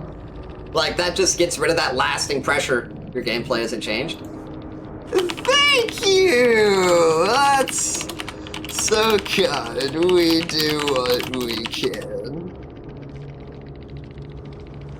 What a wholesome guy! He's saying that I'm still, like, good. He's saying I'm good. That's what that means, right? He's saying we're good at the game. Your gameplay hasn't changed. He's saying we're really good. You know, his chases were pretty good, too. I'll give him that. You know? I'll give him that. Thankfully, we caught him with the shoulder of the burden. Yeah, I know. That's not what he means. All right. So, honestly, in my opinion, I'm not a very big fan of Dead Dog Saloon on Clown. Even though it has very good 3-gens and a lot of the tiles around the 3-gens are weak, it's typically very easy sometimes to get some very short chases just due to how the other palettes, which may be strong against other killers, can actually be played pre-dropped against as Clown. But the problem with the map is that because it's so horizontally small, it's so easy to chain from the main building. Like, once you get to the gallows area, like as far as that top left corner, once you get as far bottom right to where you're just at the gallows, if you get an injury there, you can safely make main building and you can probably add 25, 30 seconds to your chase minimum. And that's not even taken into account if whether or not Clown hasn't kicked doors. You know, if he hasn't kicked the doors, add an extra 10 to 15 seconds. And it minimum. And it's just kind of crazy the agency survivors have on this map, because this map is hailed as a killer-sided map. And I'll be honest, some of my hardest matches are on this map just because of that main building, you know. And if you go against survivors who understand the bottom side of the map, the city area, right, with all of the buildings, if they understand that side of the map well, if they have windows of opportunity, if you don't have Zanshin Tactics, and especially if you don't have Cigar Box, I wouldn't be surprised if you struggle even more down there. There are so many ways survivors can chain the tile in either direction. If you approach it from the wrong angle and they use that to chain in the main building, you lost that chase, right? Like, I really do think that the concept of Dead Dog being killer-sided is more or less so specific to Clown himself. I'm, like I said, not the biggest fan of this map. It's not a terrible map, not one of the worst maps, right? But yeah, I just wanted to get that out there. It's partially why I kind of got a little bit tilted at different points in the match too, by the way, because there were points where it was like I had to concede pressure simply because of the fact that I couldn't commit to that main building. Now, looking at the survivor builds, they had some pretty strong, like actually really, really strong builds. You know, double finesse, we see Dead Hard, DS, borrowed time, which is, I'm surprised more survivors don't run that. You know, it is a very good perk, being able to extend that base kit duration, especially when your teammates don't have anti-tunnel, especially when the killer is tunneling. They're going to count out that base kit BT. They're still going to get hit with endurance. They're going to be surprised. And on a map like Dead Dog against other killers, that could be used to chain in the main building. And there you go. You've got an efficient chase even when being tunneled for your teammates to do gens. So borrowed time, even as a perk, very, very good. Windows, you know, like I said, if survivors have windows and you don't have anything to play around that, and they're playing that bottom side of the map, you're going to have a rough time. Ellen specifically had it, explains how she played the way that she did. You know, she played that really, really well, and Windows probably gave her the information for that, so good for her, you know. 3 beamers on this team and a toolbox. I think this team showed up for some decent amount of altruism. That's probably why Shoulder the Burden came into play, is that they were trying to deny an early tunnel out. I mean, you look at Ripley. Ripley doesn't have anti-tunnel perks. I wouldn't be surprised if these survivors were playing together, even though they're cross-console. But yeah, even though they had Shoulder the Burden, right? Clown's actually pretty good at countering Shoulder the Burden, depending on the map and depending on how far away the hook is when it happens. Ace didn't really have a choice but to try immersing, and we had Cigar Box, so he was just dead to rights because he chose to do that. And that is one of the reasons, by the way, is that I did hook in the corner like I did. We'll talk about that when I, do the analysis of the match. Is that, yeah, it's the most vulnerable position of the map. And if I need to make some type of proxy play, which is very likely on Dead Dog due to us also playing into a 3-gen to some degree, right? Well, then there you go. You know, I have the bait for that. I have the pressure for that, right? So that is kind of what was going on there. But yeah, this was not an easy match. These survivors played very well when it came to generator efficiency, when it came to even just their chases. I think where we won this match was because of their altruism. You know, altruism against this build, even though you can use it to remove your own gift of pain, you can also use it to give surge value. And there reaches a point where there's enough dying light stacks where even though you don't have gift of pain, it doesn't matter.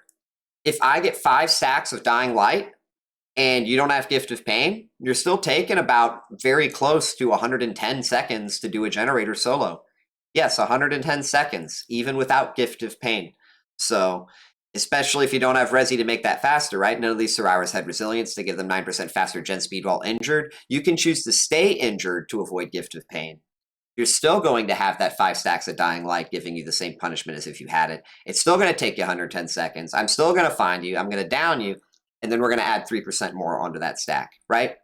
So we reached an even greater level of critical mass because of how long we were able to stall the game out, hitting 5 stacks of dying light. It gave us a win condition we were able to hit that we otherwise would not have otherwise, I think, with a different build. Remember that instant regression only kicks in after chases have been finished. It doesn't help you in the interim like these perks would. And these survivors, they did finish, right? They did finish almost all of the gens. So where we were at, I believe, we'll get more into that, we really did need everything we did when it came to stalling out the final generator. and I believe these perks did it best. Up next, let's look at the analysis, the frame by frame. After that, we can finally look to wrap things up here. So we're loading in on Dead Dog, and where I'm at right now, I didn't think anyone would be immediately to my right. I felt like we spawned so close to this generator that a survivor couldn't be here. Perhaps I was wrong, since that is where we started our first chase. Instead, I decide to rotate efficiently and kick this door because given that this is my 3-gen, I figured that outside of that radius, there was a very high likelihood that we would find a survivor here.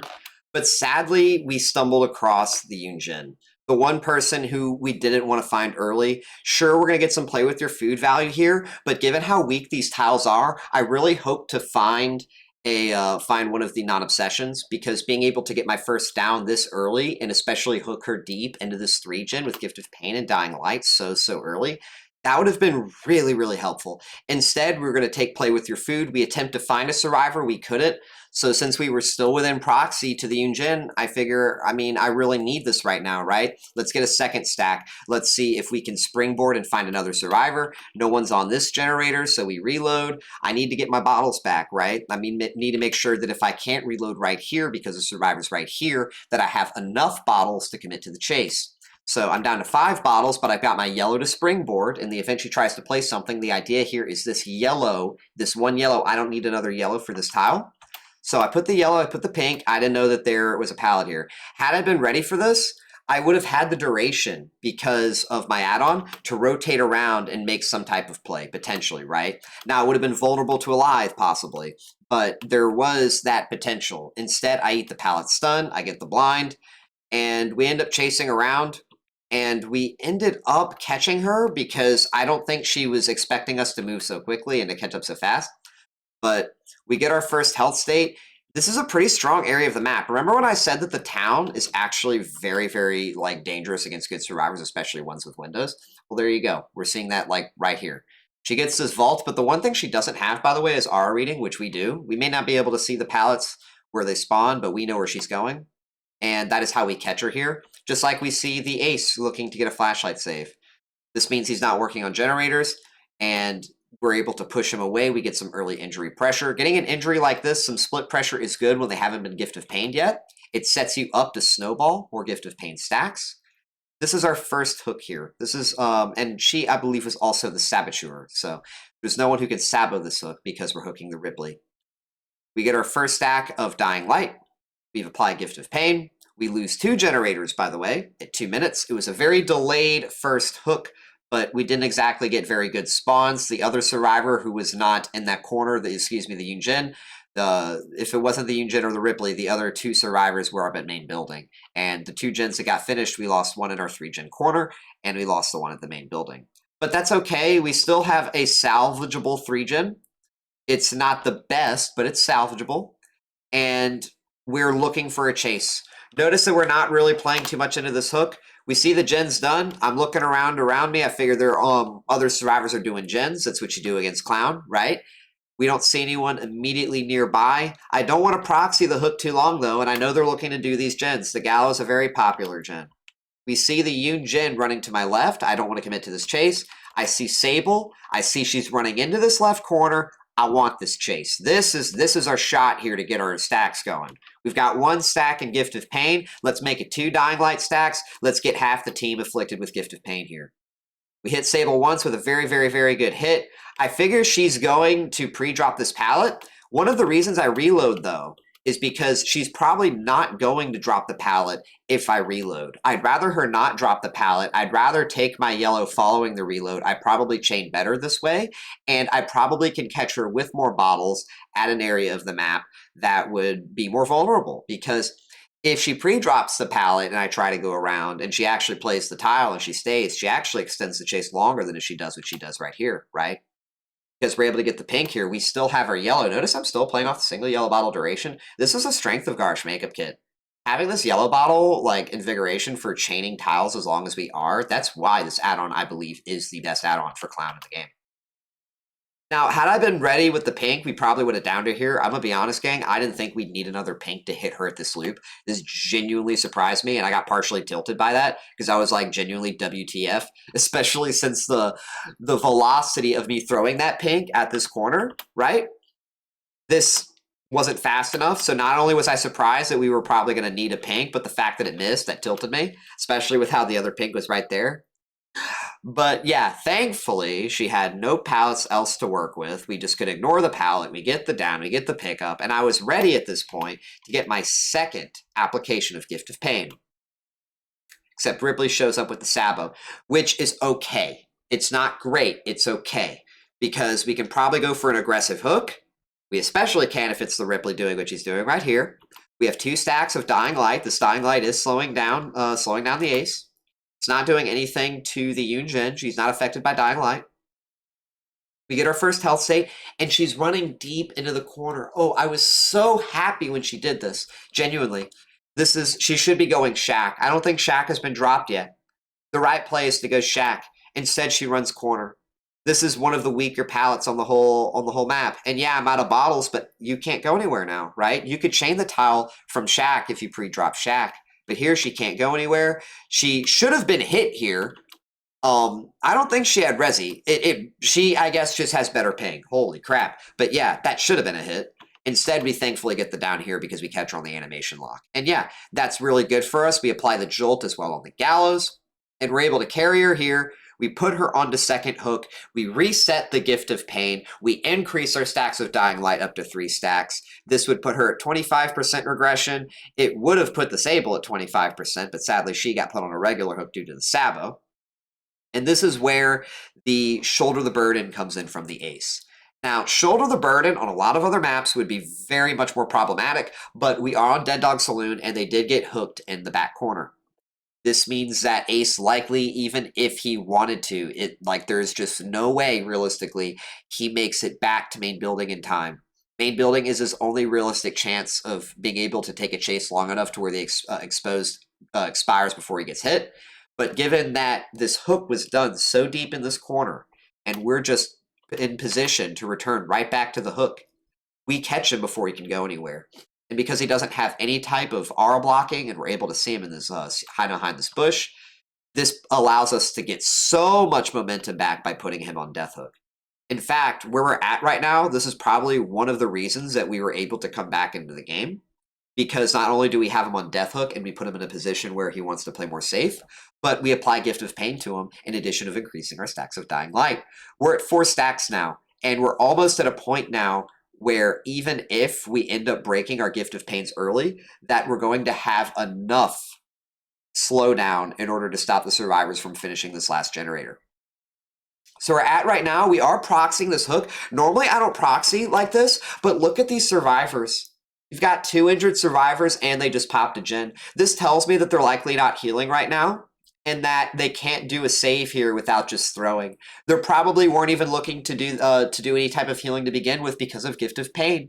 We're proxying our 3-gen as well, so it's not like we know that they're doing generators. We're able to have our cake and eat it too in this regard. This is also a hook that is in the corner with a massive dead zone beyond like few obstacles to hide and immerse, and we have Cigar Box to see any survivor coming. So we're in a very, very good position to defend this hook. They do choose to heal both of the non-obsessions. Remember that this does put the Gift of Pain onto the Ripley, and I end up committing toward the Yunjin.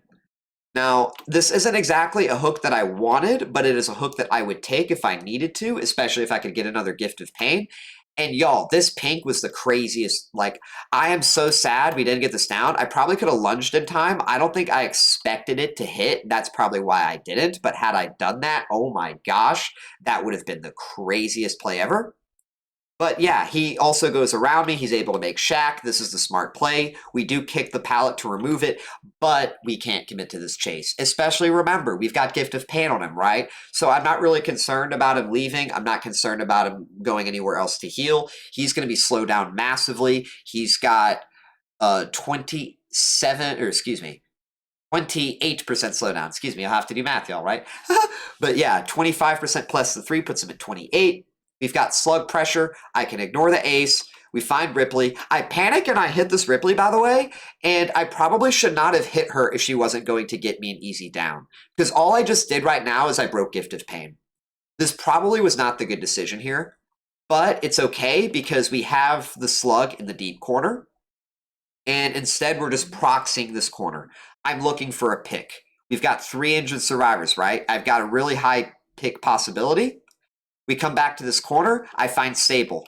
Sable's the only healthy person, but she's a non-obsession, and I'm looking to get Dying Light, and I'm also looking to increase, to apply Gift of Pain.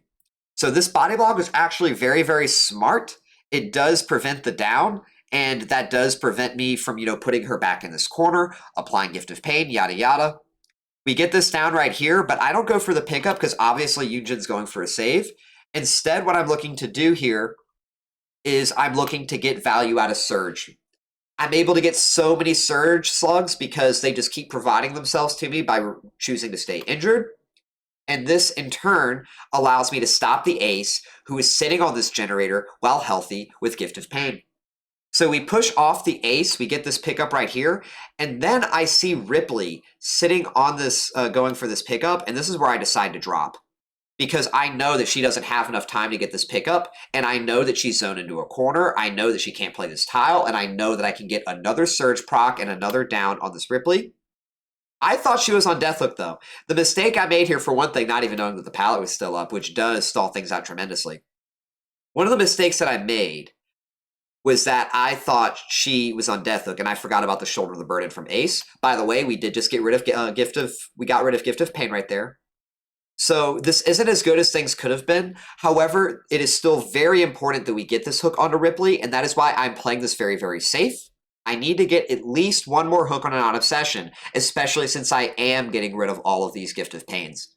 So we get the hook onto Ripley right here. I thought she was on Deathhook, and that is a big reason, by the way, as to why I didn't go into one of the other hooks in the corner, because I didn't want to remove the hook if I'm going to pick up another slug. I wanted to hook that person on the Gift of Pain.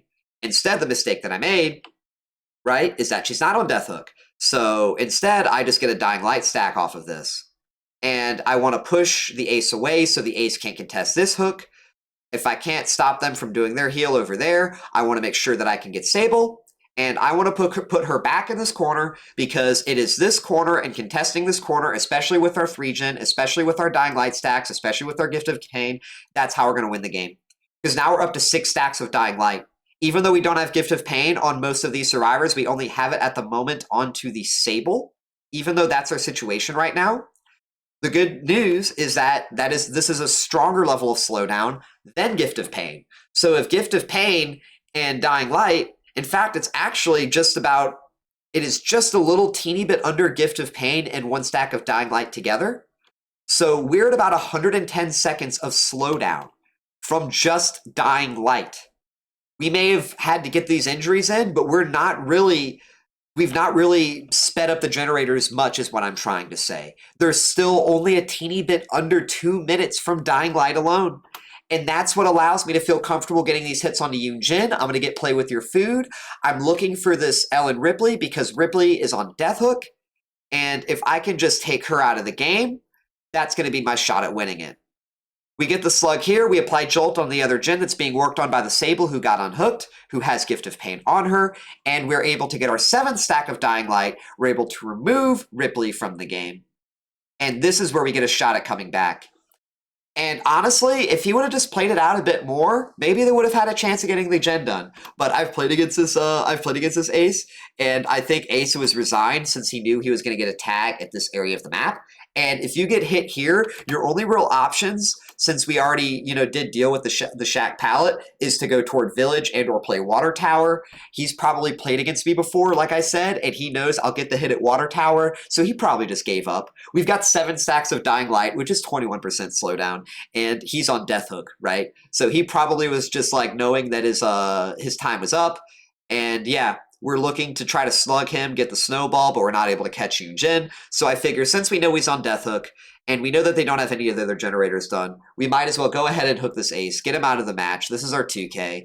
And from here, we just wrap up the rest of the match by getting our 3 kills.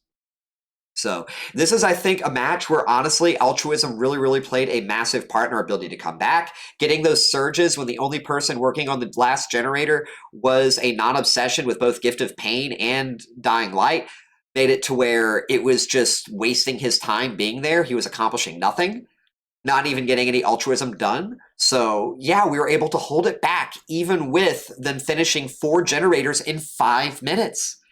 They finished 4 generators in 5 minutes. They had really crazy gen efficiency even against this build, given especially we had a bad early game, yet we still brought it back. That's due to the longevity of this build. That is due for what you get from these perks. You will not get longevity from this in this type of match using other perks, in my opinion. Faster chase isn't really going to help with the main building unless you have specifically like what window vaulting perks. And other generator perks that provide, say, instant regression, well, your chases are going to take too long for you to get value. They're going to be beating you in macro efficiency due to proportionality of your chase times versus the gen speeds, right? Instant regression doesn't factor into that. So we wrap up this match, we catch the non-obsession, we get the kill on the obsession, we get our 4 kills, and yeah, that is pretty much the game. So I think now let's go ahead and wrap up, I think, get some final thoughts here. So I think that just about fully encompasses everything that I could say with regard to this build and how I can explain it and teach you guys to use it in your matches and win, games that you otherwise wouldn't.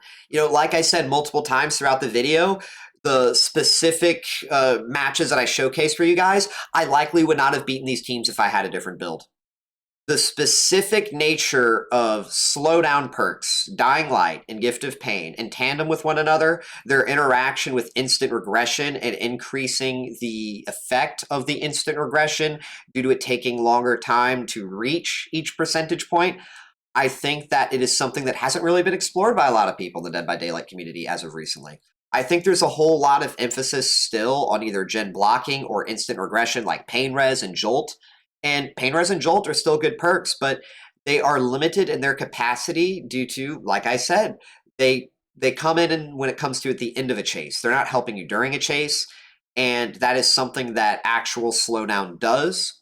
It's what influences the proportionality, as I said, and it's why I think I've been doing so well in my matches. I haven't dropped a game in about 5 to 6 hours of matches using this build. And, this is, of course, swapping up Play With Your Feet sometimes, Pain Resonance, etc. But I've even done things like Thanatophobia, right? And I still haven't dropped a game just due to the synergy and the inner workings of the build. Now, keep in mind, I'm not saying I'll never lose a game. I don't want to make it come off as if I'm someone who never loses, right? It's not at all that, right? The build has downsides, and if you make mistakes in chase and you play poorly, you probably still could lose with this build. I had very close calls myself. It's just, in the current meta, I think it shows because of how well I did, especially in light of where I showed in the matches where I didn't play well and I made mistakes, that yes, you can still hold your own as Clown and come back. And that's so great. When there aren't any comeback mechanics in Dead by Daylight, right? Because we don't have anything base kit, it feels like nowadays. Being able to create your own comeback mechanics through your build, it is at least something. It's nice knowing that you can at least come back, even if it's your build that allows you to do that. So that is why I would recommend this build to anyone who is looking to run it. It is, in my opinion, the strongest Clown build at the moment is this build. Jolt, Dying Light, and Gift of Pain, with 4th perk of your choice being the list of the 4th perks that I put out in the PowerPoint. And that will guide you, I think, to really not only learning Clown, because your matches will give you a lot more chases, but like I said, actually killing more survivors on average as a whole. So I think that just about wraps everything up when it comes to what I can show you guys in this video. There is going to be an article, what am I call it, or rather a section, a chapter in the guide where I talk about this build, and I have a link to the PowerPoint and everything that I basically did in this video, but in word form. I'll be sure to have a link to that in the guide, which, speaking of which, if you haven't heard of, I have a very long and detailed Clown guide. It's about 200 pages and counting. I'll be sure to have a link to the guide in the description. And also, I stream live on Twitch during the weekdays, typically Monday, Tuesday, Thursday, and Friday. I'll be sure to have a link to my Twitch stream in the description as well. And lastly, if you really liked videos such as these, I really would appreciate it if you liked and subscribed. Mostly because not only just so you can see these videos for yourself, but it helps so much with the algorithm. It enables YouTube to show my videos to more people, which means I'm able to help more people. I'm able to show more people how to play Clown, and that makes me feel good. You know, one of the reasons I spend my time doing this, right, is that I can help and educate people, so I'd really appreciate that. But other than that, I hope y'all enjoyed this video, and I'll see y'all next time. Later, gang!